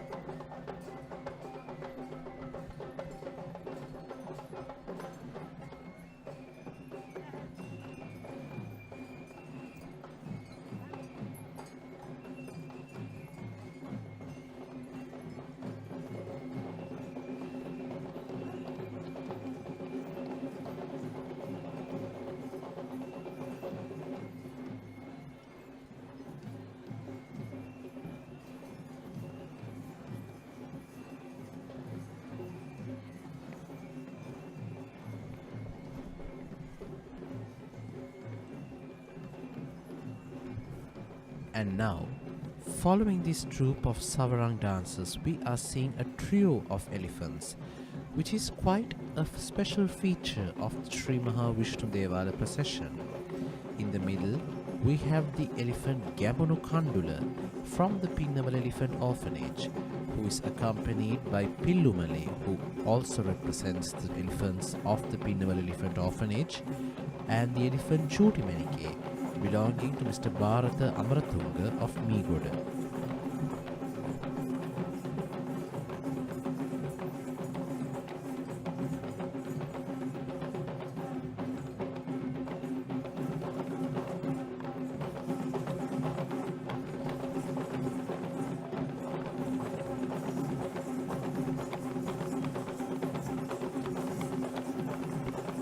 This bright blue, which symbolizes the Vishnu Devalaya or God Vishnu, is because of a folklore that God Vishnu is believed to be blue in complexion. To symbolize that, the whole of Vishnu Devalaya procession is symbolized with the color of brilliant blue. And now we are approaching the most ceremonial moment of the Shri Maha Vishnu Devala Perahera, the arrival of the ceremonial tusker, who would be carrying the godly ornaments of God Vishnu this evening, and they will be escorted by this majestic troupe of upcountry West dancers.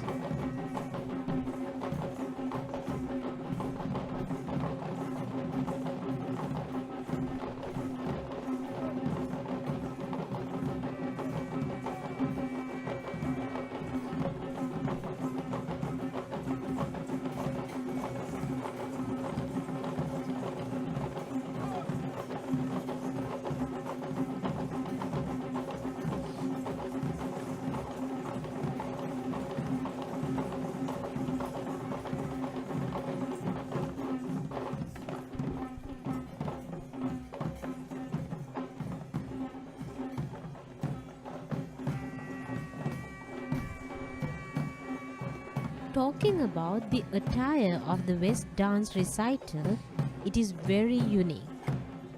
The upper body is bare except for a flimsy web-like weaving made of shells and beads, and the silver headgear is characteristic to the West dancer. A pleated white cloth is draped around the waist and tucked. From the conical top of the headdress spread 7 spikes which look like rays from the corners, with dangles shining, with tinklets shining from the edges of the corners of the headgear. And now we see the chief prelate of the Shri Mahavishnu Devalaya, who will be walking ahead of the ceremonial elephant. And this evening, the godly ornaments of God Vishnu will be carried by the ceremonial elephant of the Shri Alutnuwara Dadimunda Devalaya, Suranimala. And Suranimala will be accompanied today by his sister colleagues Vasana, belonging to Mrs. Krishanti Alapatha of Ratnapura, and Sita, belonging to Mrs. Nilanti Veerasinghe of Mirivama.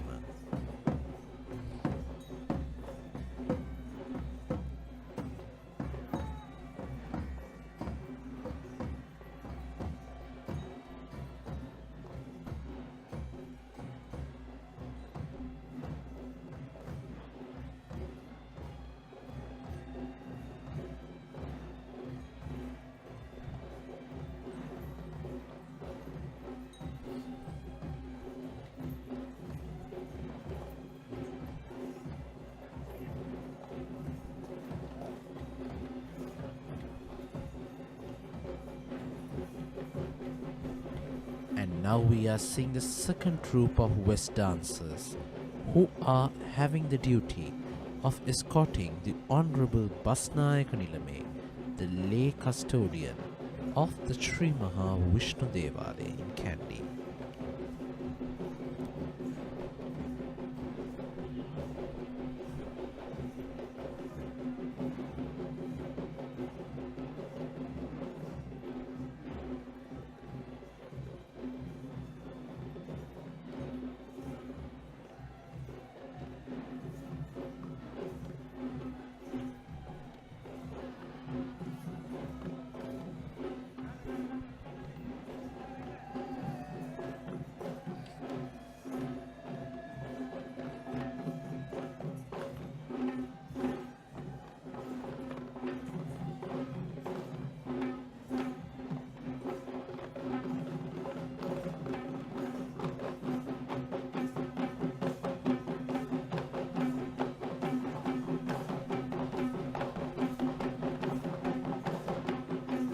A troupe of West dancers, which is the most iconic dance form in the Kandian heritage, is seen in front of the critical or the pinnacle moment of the Dalada procession and also the Devala processions.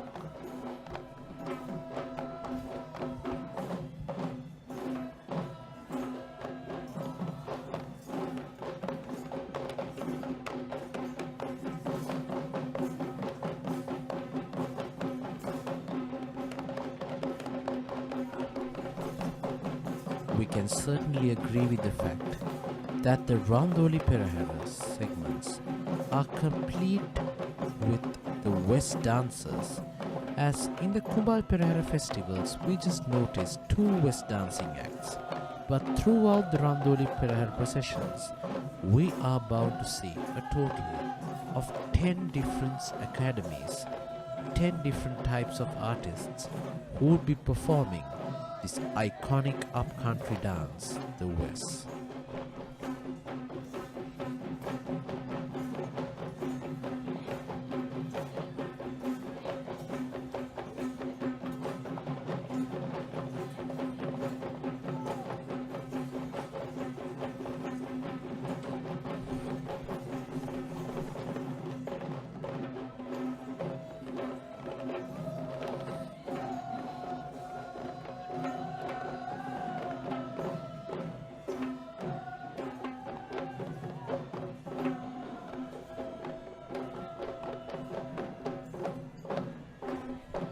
And now walking up front would be the Basnayak Nilame of the Shri Maha Vishnu Devalaya, and he is Honorable Mahindra Ratwatte, the current Basnayak Nilame of the Shri Maha Vishnu Devalaya in Kandy.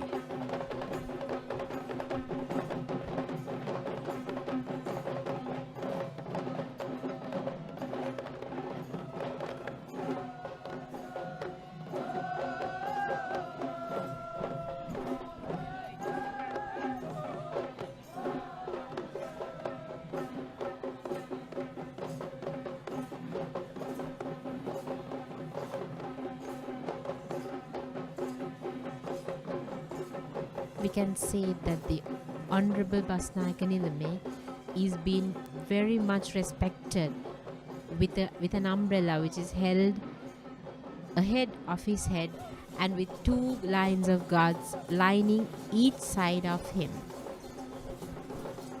And it is a point that needs to be brought out, that it is only the Basnayak Nilame who is permitted to walk under a shelter apart from the Perahera relic casket and the godly ornaments.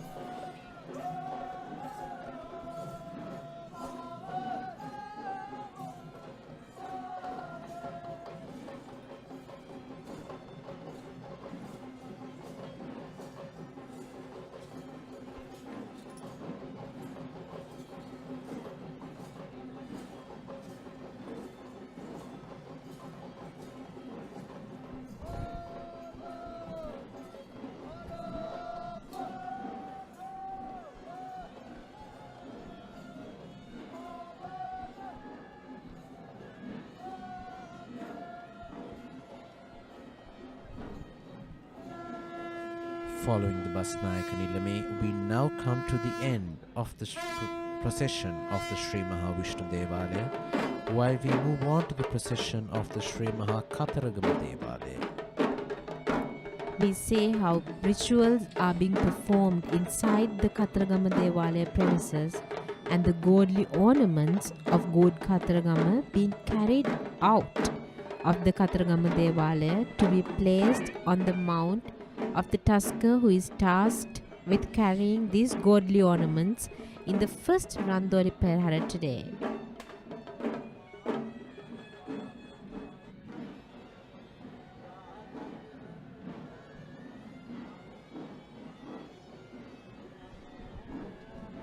We are now seeing another aerial image of the Sri Dalada Maligawa Esplanade, which is currently hosting the first Randoli Procession with the segment of the vibrant, the artistic procession of the Shri Maha Kataragama Devalaya. And in front of us we are seeing the flag bearers who are representing the flags of the Buddhist flag, the flag of King Ravana, and the flag of God Kataragama. This team would be represented by Mr. Dilan Chaturanga Ratnayaka.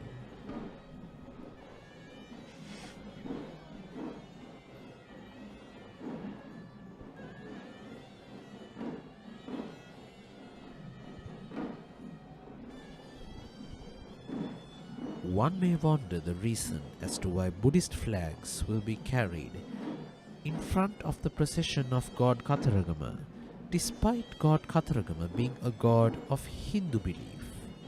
The very reason is that it is believed that God Kataragama was assigned by Lord Buddha as the protector of Buddhism in Sri Lanka, which is the reason why we see the Buddhist flags being led right ahead of the procession of God Kataragama. Also, God Kataragama is believed to have travelled on the mount of a peacock. So that's why the other flags have the symbol of peacock on it. And also, red is the color which is associated with God Kataragama.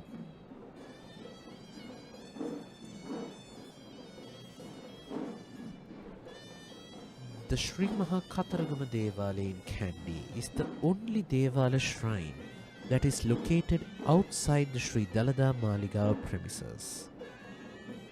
Even though it is believed that the headquartered place of worship for God Kataragama is the Ruhunu Maha Kataragama Devala located deep down south in the district of Monaragala in Sri Lanka, the Kandy Kataragama Devala that is located down the Kotukudala street in the Kandy town itself is one of the main shrines of worship for all devotees of God Kataragama. In fact, any person who would walk down the town of Kandy or down the Kotukudala Vidya will never fail a visit to Sri Maha Kataragama Devalaya to seek blessings from God's Kanda.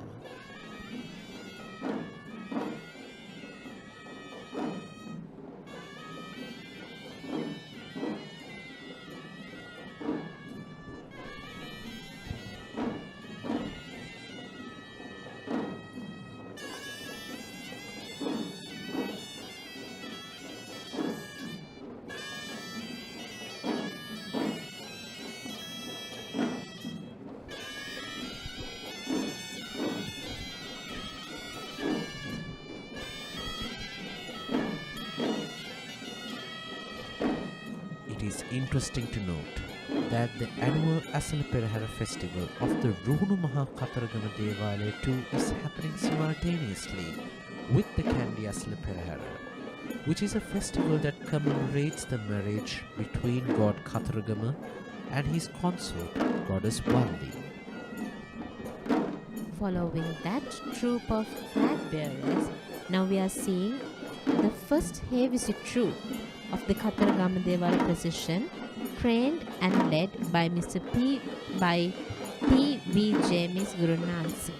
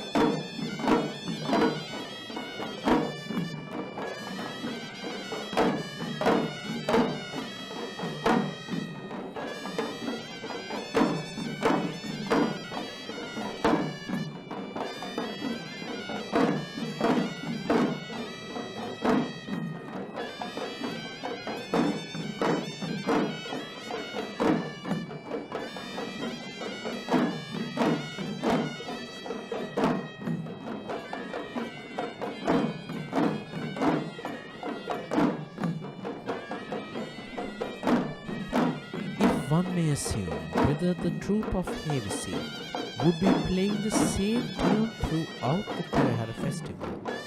It is actually not true.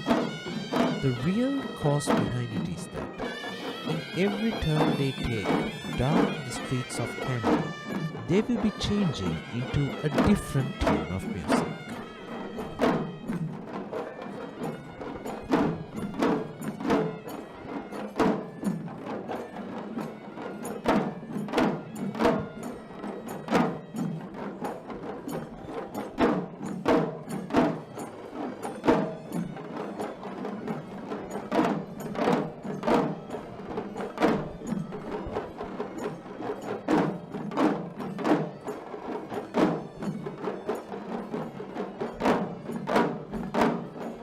The majority of Sri Lankans widely worship god Kataragama. Even the Hindus have revered god Kataragama as a very strong and powerful god. In particular, the Sri Lanka's literary history consists of a great array of stories and folklore associated with god Kataragama amongst the other gods that are worshipped.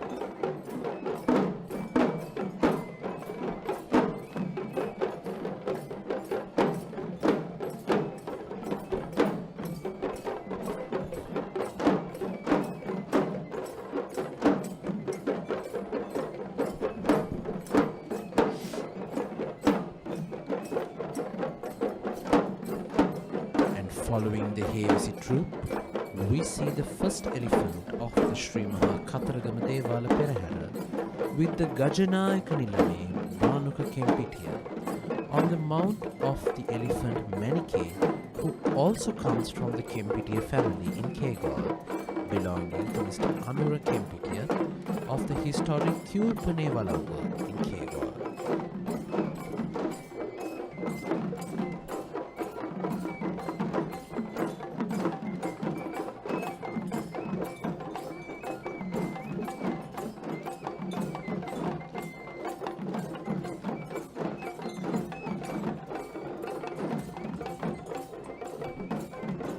Following Manike, we are now seeing a Thalam dance performance.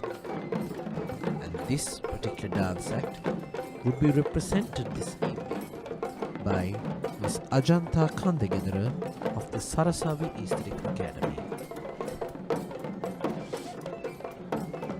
The Thalam or the castanet is a very unique and a very simple musical instrument, but it serves a very specific task, which is providing the tune for the dancers to keep the rhythm in their dance.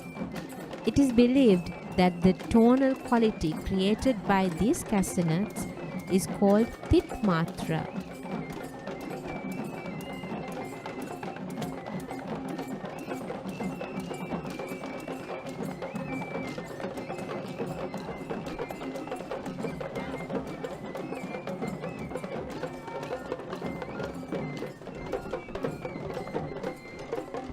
Following this youthful Thalam dance performance, we are seeing a very youthful elephant of the Shri Maha Kataragama Devala Perahera, as she is Sudumaniki, belonging to Mr. Buddhika Mirihalla of Ganetanna in Kadugannaga.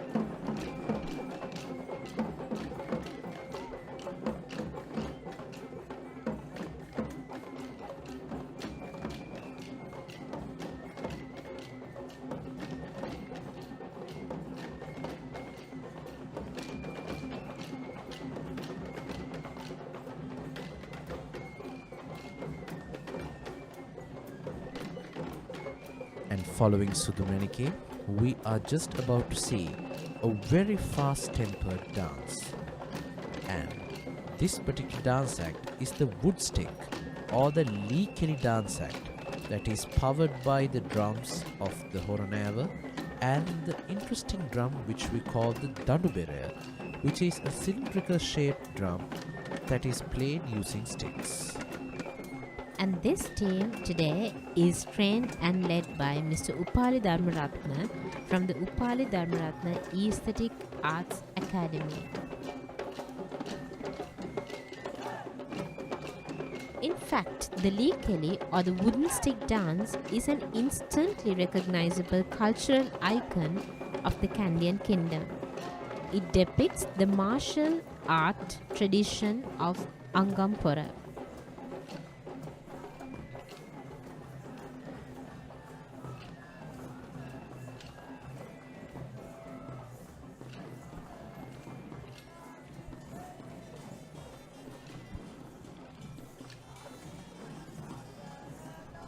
And now we see another elephant of the Shri Maha Devala Perahera, and he is Raju, belonging to Mr. Chamila Bandaranayaka of Gannoruwa.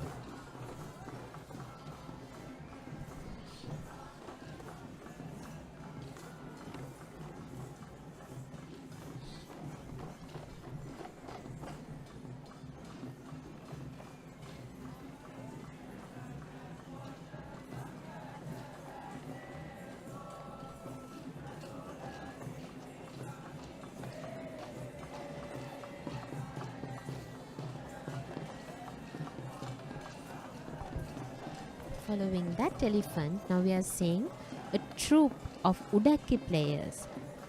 And this troupe of Udaki players is trained for the first Randoli Perahera by Mr. Dhammika Bandara Tennakon from the Dhammika Tennakon Arts Academy of Napana.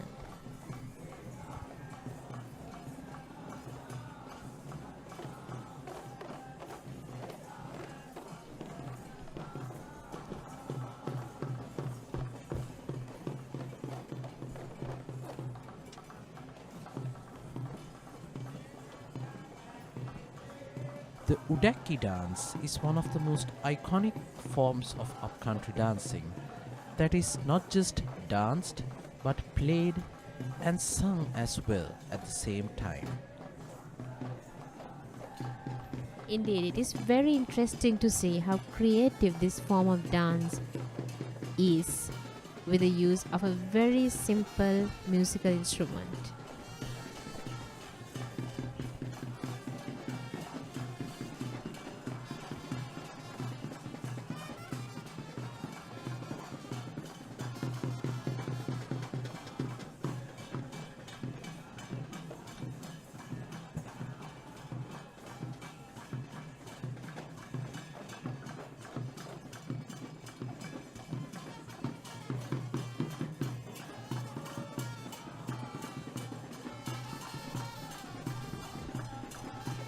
And now, just before we take a quick turn to the cultural element of the Perahera, let us see the sight of the elephant Esala, belonging to Venerable Katugastota Shalal Thero, the chief incumbent of the Pirisyala Senanayaka Mudalindarama temple.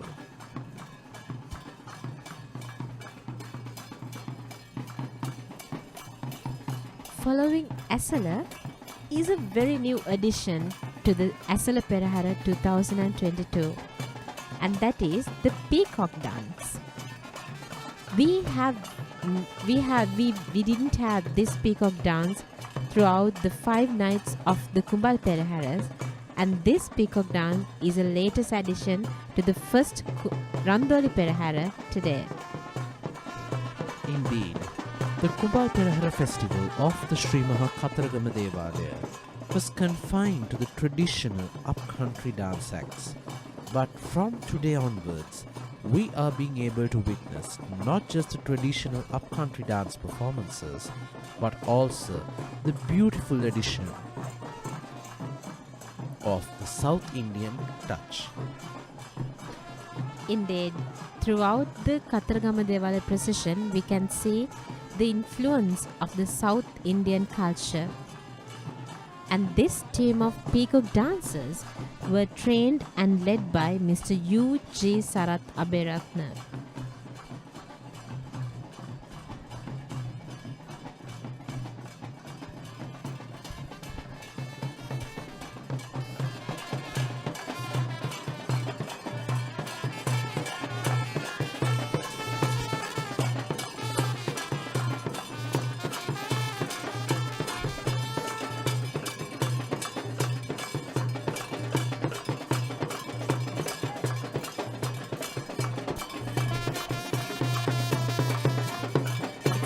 To see how they balance this feathers of the representation of the feathers of peacocks on their backs and perform this beautiful dance to the upbeat and the heady beats from the musical instruments with a South Indian touch.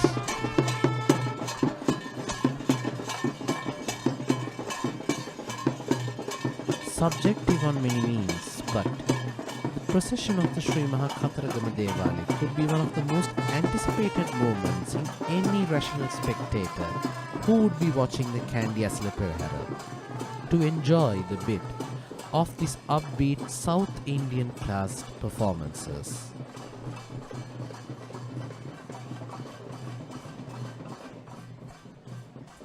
Now we see another musical performance, a dance performance, which is very unique and which again has a South Indian influence. This is the Cavalry Dance, which is much popular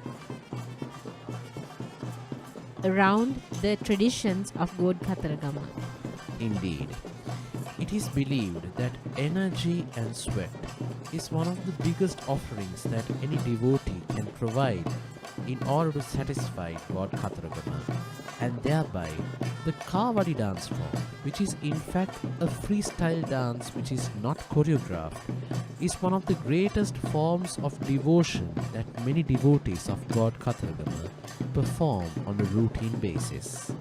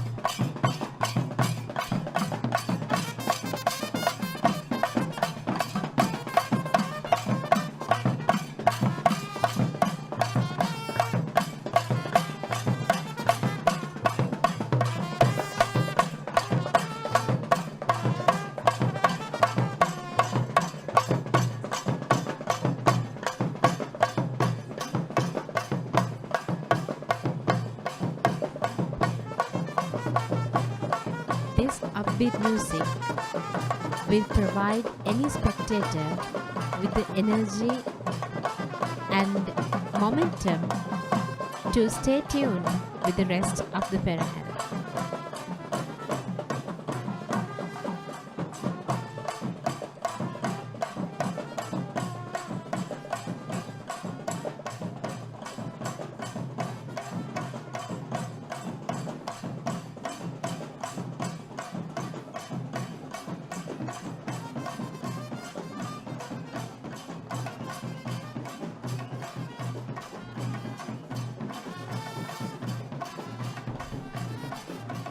It also needs to be mentioned about the particular style of music that is influenced in this dance act, which we call as the papare or the Tamil form of music that is played using semi-western and traditional Indian drums.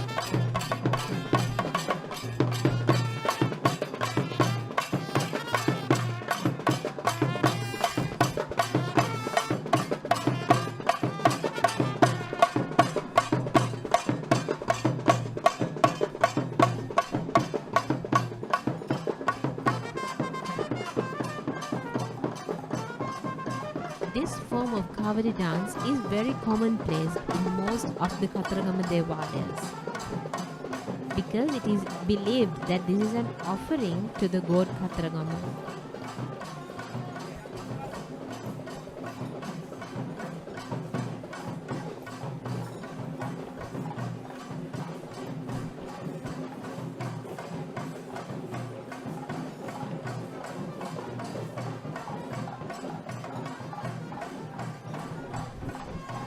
These Cavalry dancers will be holding a variety of instruments in their hand. On one side, we can see them holding the Cavalry prop, which symbolize that they will be carrying God Katharagama on their shoulder. We the Vela gun, which is considered as one of the most important weapons of god Kathuragama, along with the trident known as the Trishula, that is also considered as one of the key elements in the story of god Kathuragama. And now, following this energetic dance of Kavadi, we see the elephant Ratna belonging to Venerable Bengamu Dhammadinna Theru, the chief incumbent of the Palmadulla Rajamaha Vihara in Ratnapura.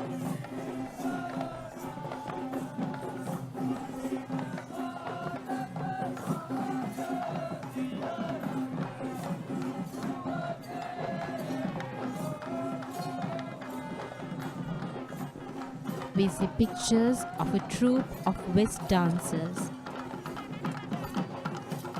And this troupe of West dancers were trained and led by Mr. Upananda Talgahagoda from the Ratna Aesthetic Arts Academy.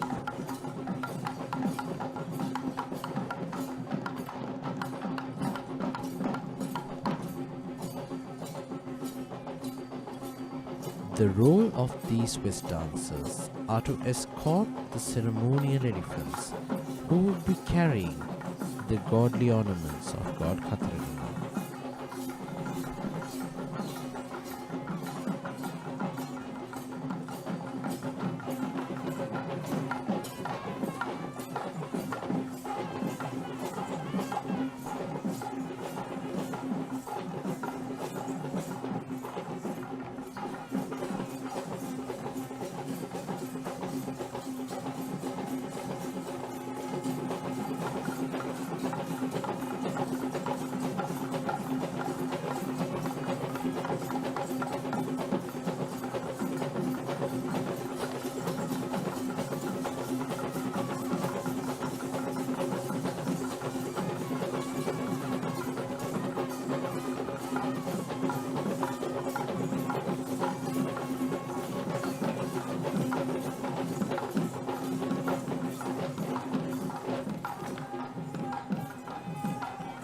The Kandian dance form is used in many of the cultural activities in Sri Lanka, but the Dalada Procession is where this form of art is brought to the national and international consciousness.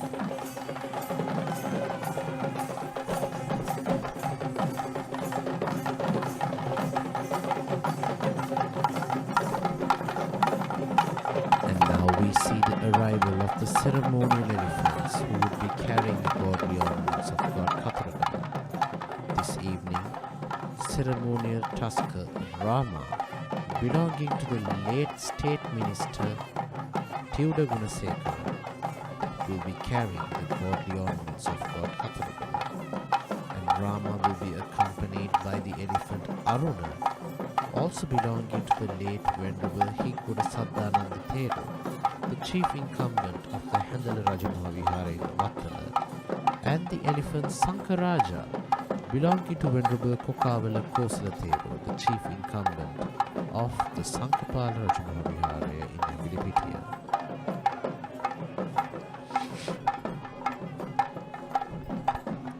Just as the West dancers move out of our sight, we see the interesting Tamil Nadaswaram troupe of the Shri Maha Kathuragama Devalaya, who would be highlighting the Indian form of influence that is based on the story of god Kathuragama.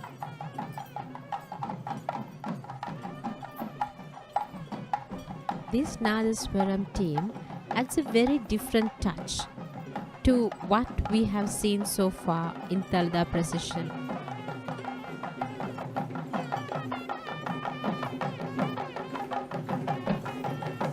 And now we see the chief trustee of the Kathuragama Devalaya marching in front of the godly ornaments of god Kathuragama.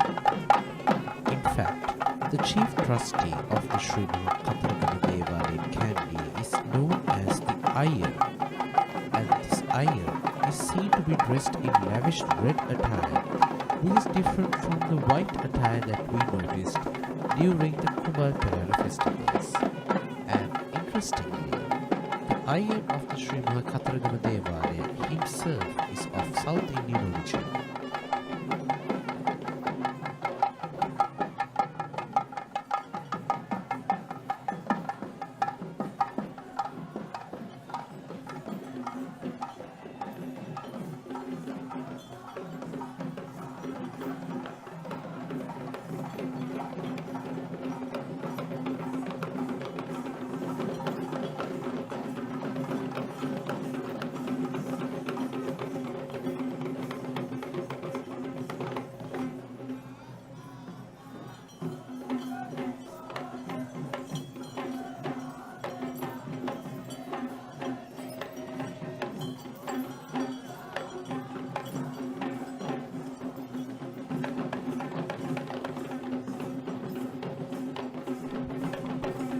Following that, we see a troupe of West dancers escorting the Basnayaka Nilame of the Kataragama Devalaya. And this West troupe is trained today by Mr. Upananda Talgavada from the Tal Ratna Aesthetic Arts Academy.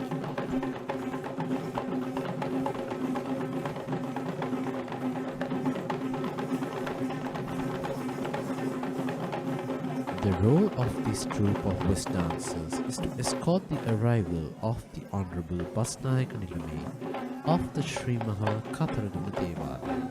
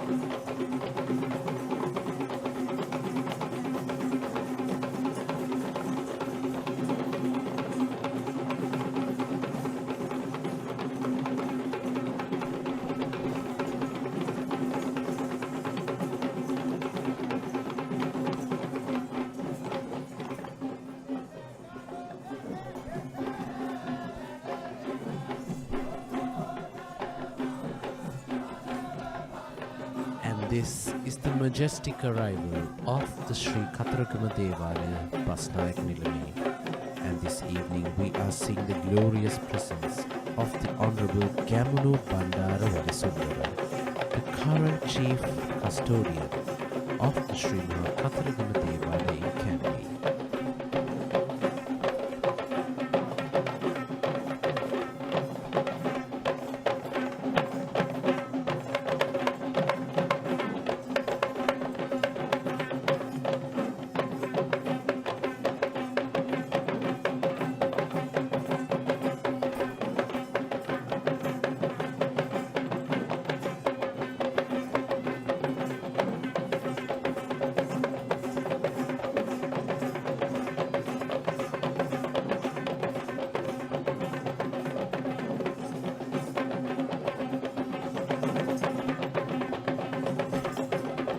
Followed by this West dance, which is performed with so much veneration and honor.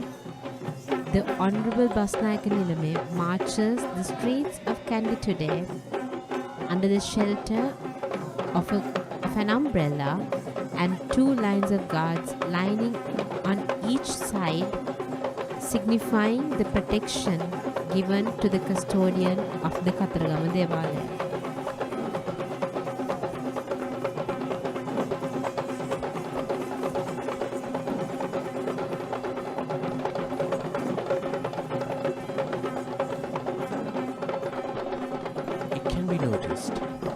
The Basnayaka Nilame of each shrine is dressed in the color that is unique to the particular Devala shrine which they cater to. Initially, we saw the Basnayaka Nilame of the Shri Maha Vishnu Devalaya dressed in the color blue, and now the Basnayaka Nilame of the Shri Maha Kataragama Devalaya rest in grand red. And that marks the end of the procession of God Kataragama, while we move on to the final episode of the first Randoli Perahera, which is the procession of the Shri Maha Pattini Devalaya. We are seeing how the rituals are being performed inside the Shri Maha Pattini Devalaya before the godly ornaments are brought out to be placed on the mount of the Tusker to be paraded through the streets of the Kandy city. And the very first item of the Shri Maha Pattini Esala Perahera this evening would be the Buddhist flag bearers, who are being represented by the Civil Defense Headquarters in Pallekele. The repeated representation of the Buddhist flag reminds us again and again that this is truly a celebration and devotion in the name of Lord Buddha. This procession is most unique due to the only women representation that can be seen in the entire Esala pageant that usually takes place in the hill capital. Indeed, while in terms of deities it's the only female representation, we can see female dancers in this Pattini Esala procession alone.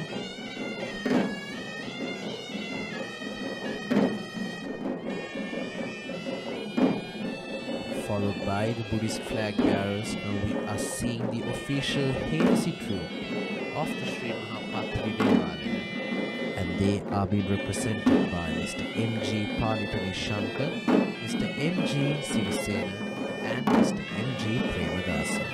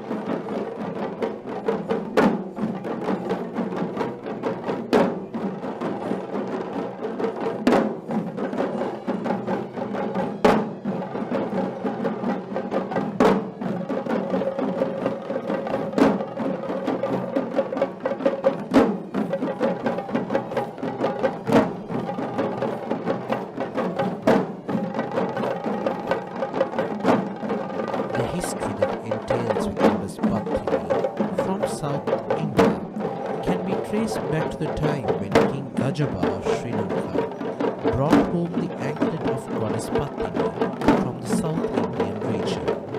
Since the Anuradhapura era, worshipping goddess Pattini became an embodiment of our cultural heritage. Indeed, since goddess Pattini is believed to be accustomed to chastity and purity, most of the parents seek protection for their children from goddess Pattini.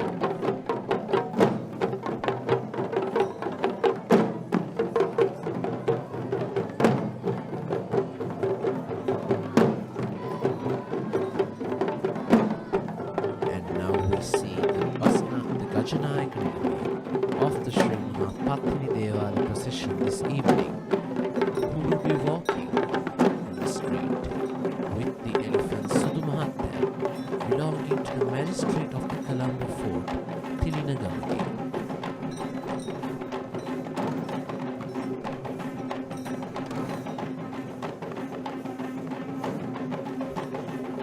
Now we see the first female representation of the Dalada procession throughout.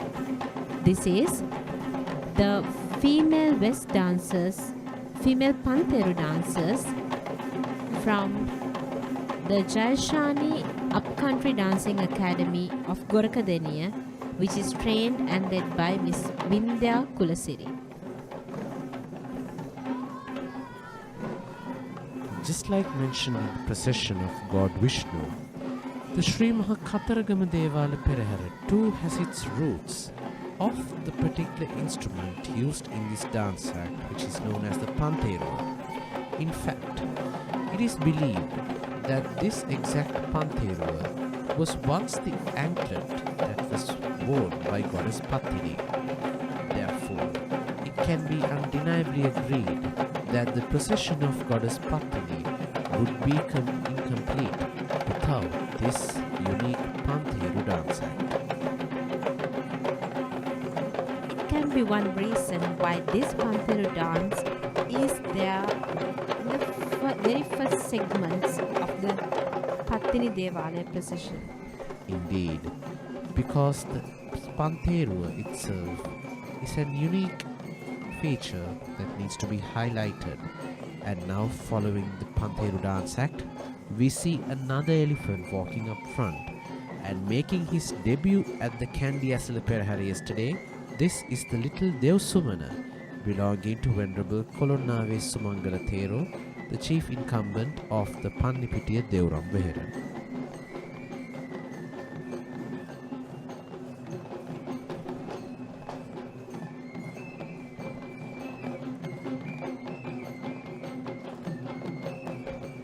Following Devsumana, we now see a mixed folk dance that is represented this evening by the Takshila Aesthetic Academy of Yatihalagala, trained by Miss Takshila Sirivardhana.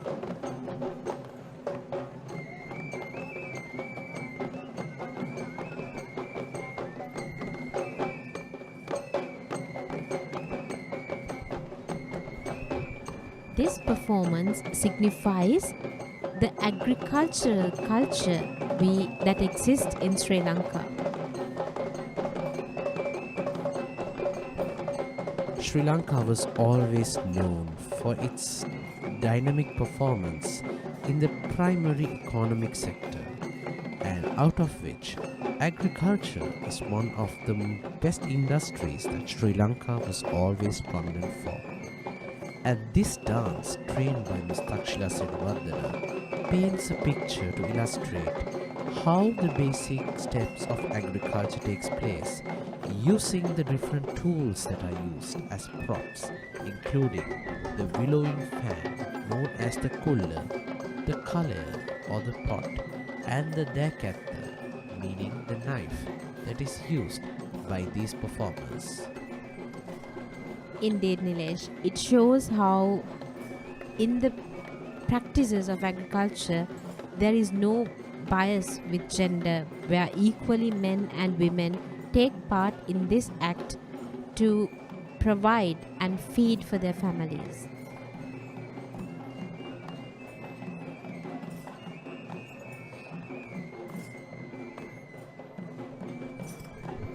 And now, following this mixed folk dance, we are seeing another young participant of the Shri Maha Patini Devalaya, and this elephant is Sanju, belonging to Mr. Jagat Vitana of Mathugama.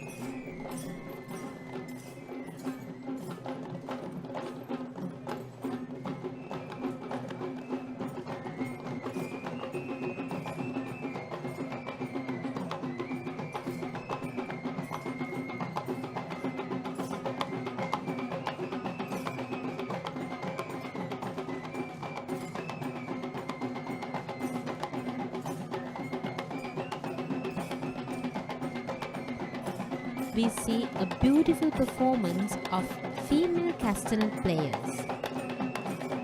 And this troupe is trained by Ms. Takshila Sirivardhana from the Takshila Aesthetic Art Academy at Halagala.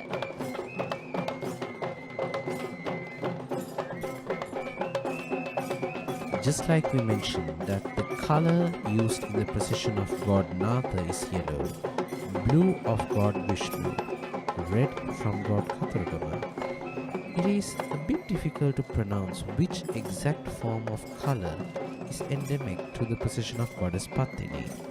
However, it is believed that the color affiliated to goddess Pattini is known as the Shwetavarna in Sinhalese. That means a mixture of the shades of yellow and white.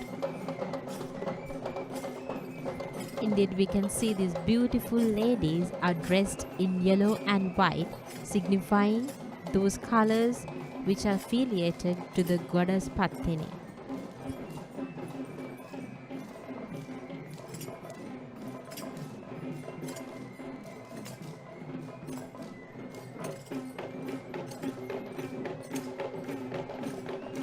And now, following that beautiful dance act, we are seeing the elephant Sita belonging to Mr. Roshan Pathirana of Maharagama taking the street, taking her pride, being one of the most usual participants of the Shri Maha Pattini Devalaya.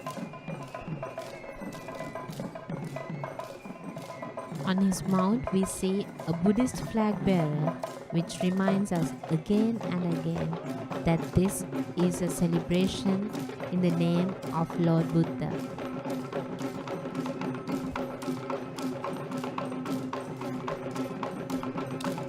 For the very first time in the 2022 Kandy Esala Perahera, we are seeing a very beautiful and very energetic Pataro Dance act, also known as the woodclapper. And this particular dance act would be trained and led by Mr. Nishanta Sanjeeva of the Navaranga Aesthetic Academy of Galnam.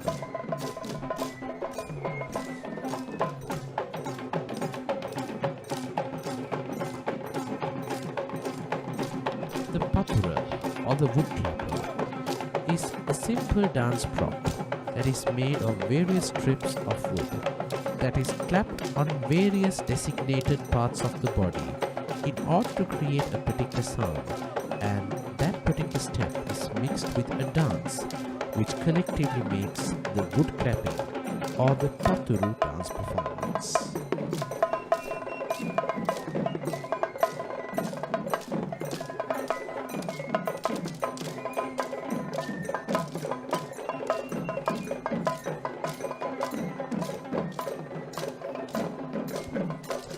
Although the wood tappers use a very simple prop, it provides the tonal quality which is sufficient for them to create this beautiful performance of art.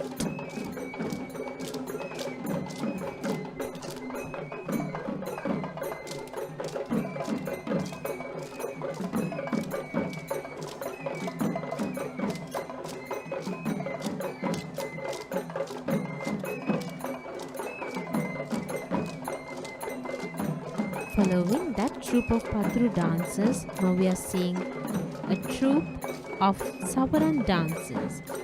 And this troupe is trained by Miss Ajanta Kandagedara from the Sarasavi Aesthetic Arts Academy, Molagoda.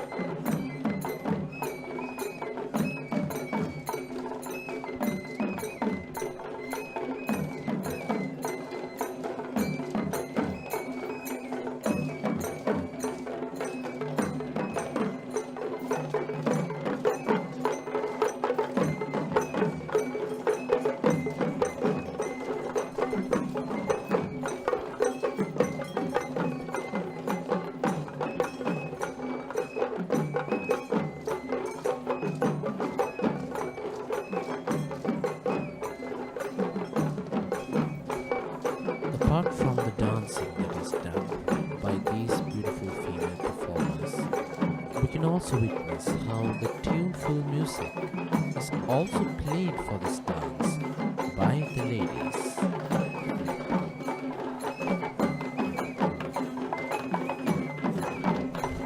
Indeed, dressed in vibrant attire, these ladies takes the streets of Kandy, paying no heed to their gentle souls. That is because they are proud to be a part of this great celebration tonight here in Kandy.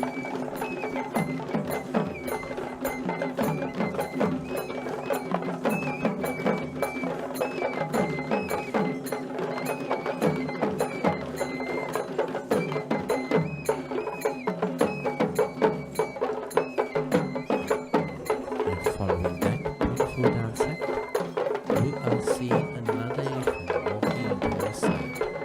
And this elephant is Maligawa, belonging to the Shri of Dalada. Another monk of Sankaraja, we see an official carrying the Buddhist flag, along with another official carrying a pearl umbrella, a brass umbrella, that signifies protection to the impending godly ornaments of Buddhist bhakti.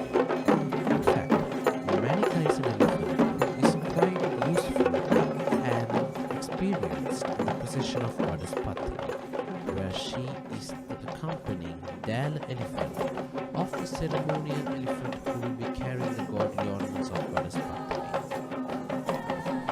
Following that elephant, now we see a troupe of Niantic dancers, and this team is trained and led by Miss Lakshmi Kumari from the Ketumati Aesthetic Arts Academy, Murtala.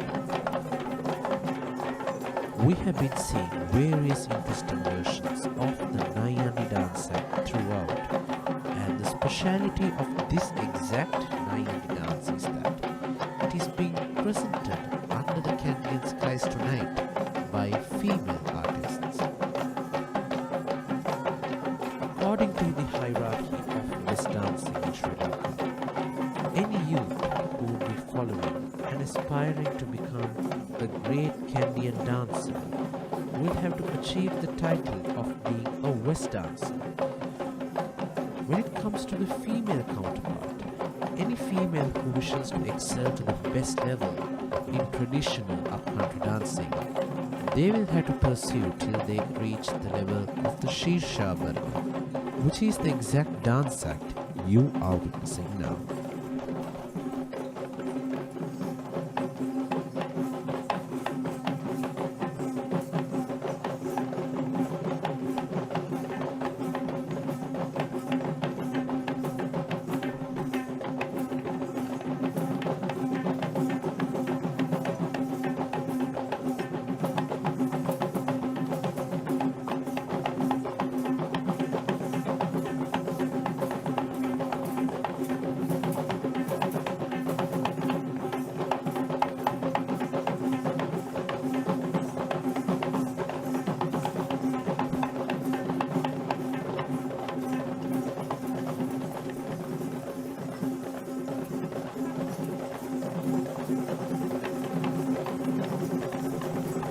What you are seeing was the use of the talampeter or the castanet that is used to provide the titmatra or the tempo for the dance that is being performed now.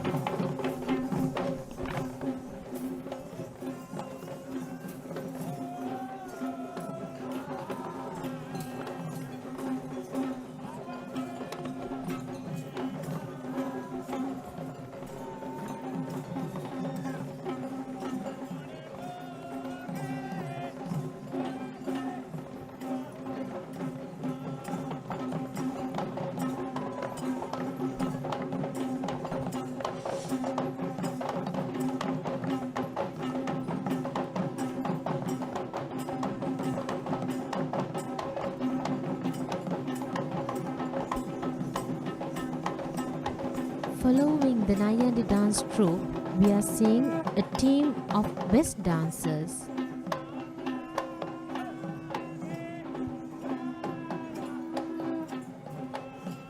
This team of West dancers are dancing in front of the godly ornaments of Goddess Pattini to pave the way to take the streets of Kandy city.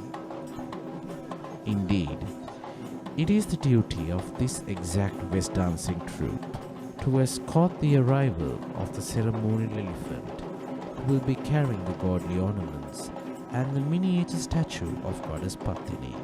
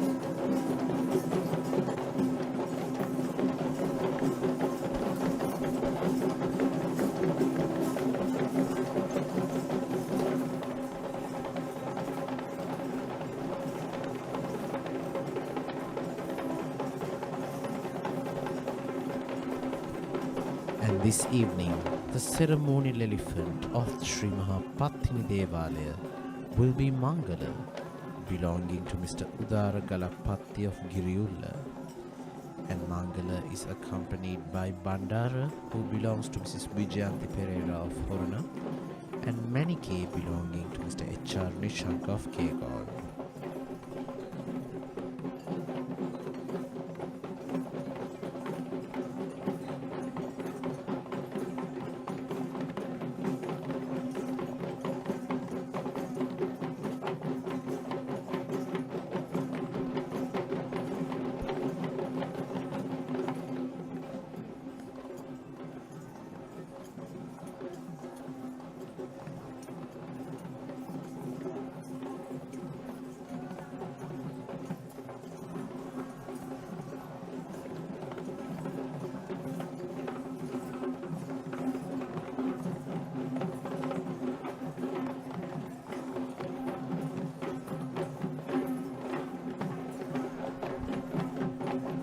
This best troop is escorting the Basnaika Nilame of the Pattini Devalaya.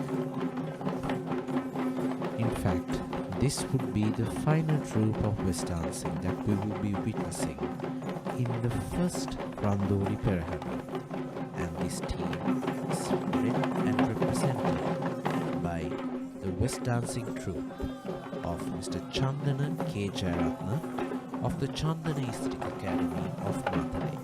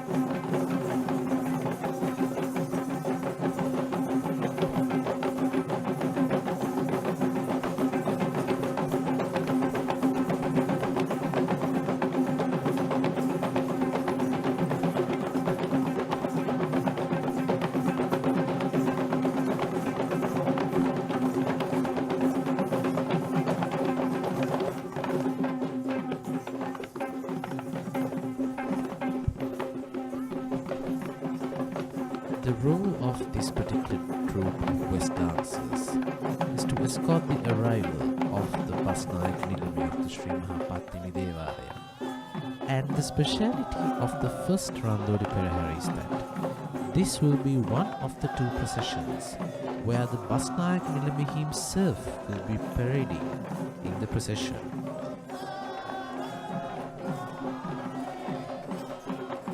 On the other 4 days of the procession, we will be only witnessing the Basnaika Nilames, or the lay custodians of the rural shrines known as the Pitisara Devalas.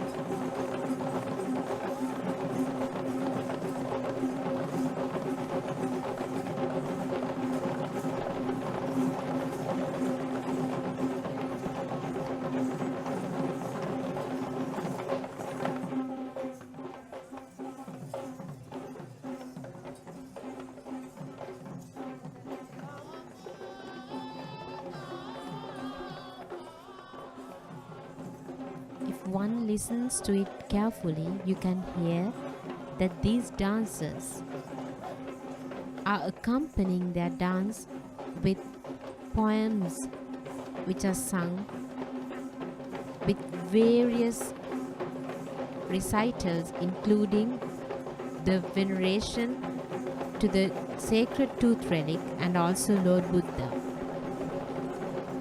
And here we see the Honorable Basnaik Nilame of the Shri Mahapattini Devalaya in Kandy, Honorable Hemanta Bandara.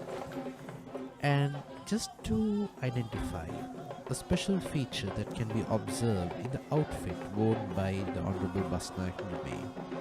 The traditional jacket that is unique to the historic Muluanduma, or the suit of the king, that is originated from the suit of god Dadimunda and is still continued as one of the most royal forms of masculine dress that is used in many ceremonial occasions.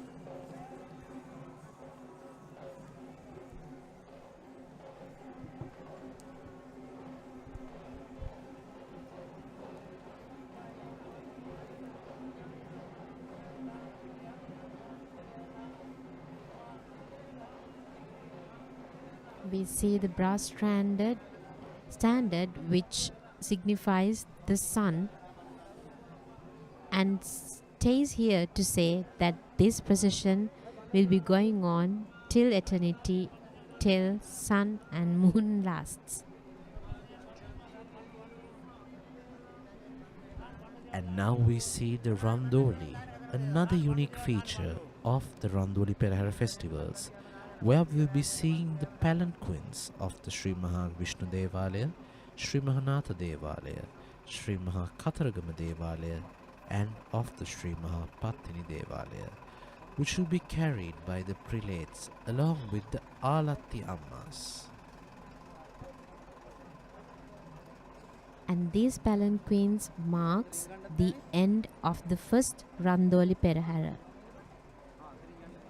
Let there be timely rains that will bring life-giving water to the fields and ensure a bountiful harvest. May our country prosper.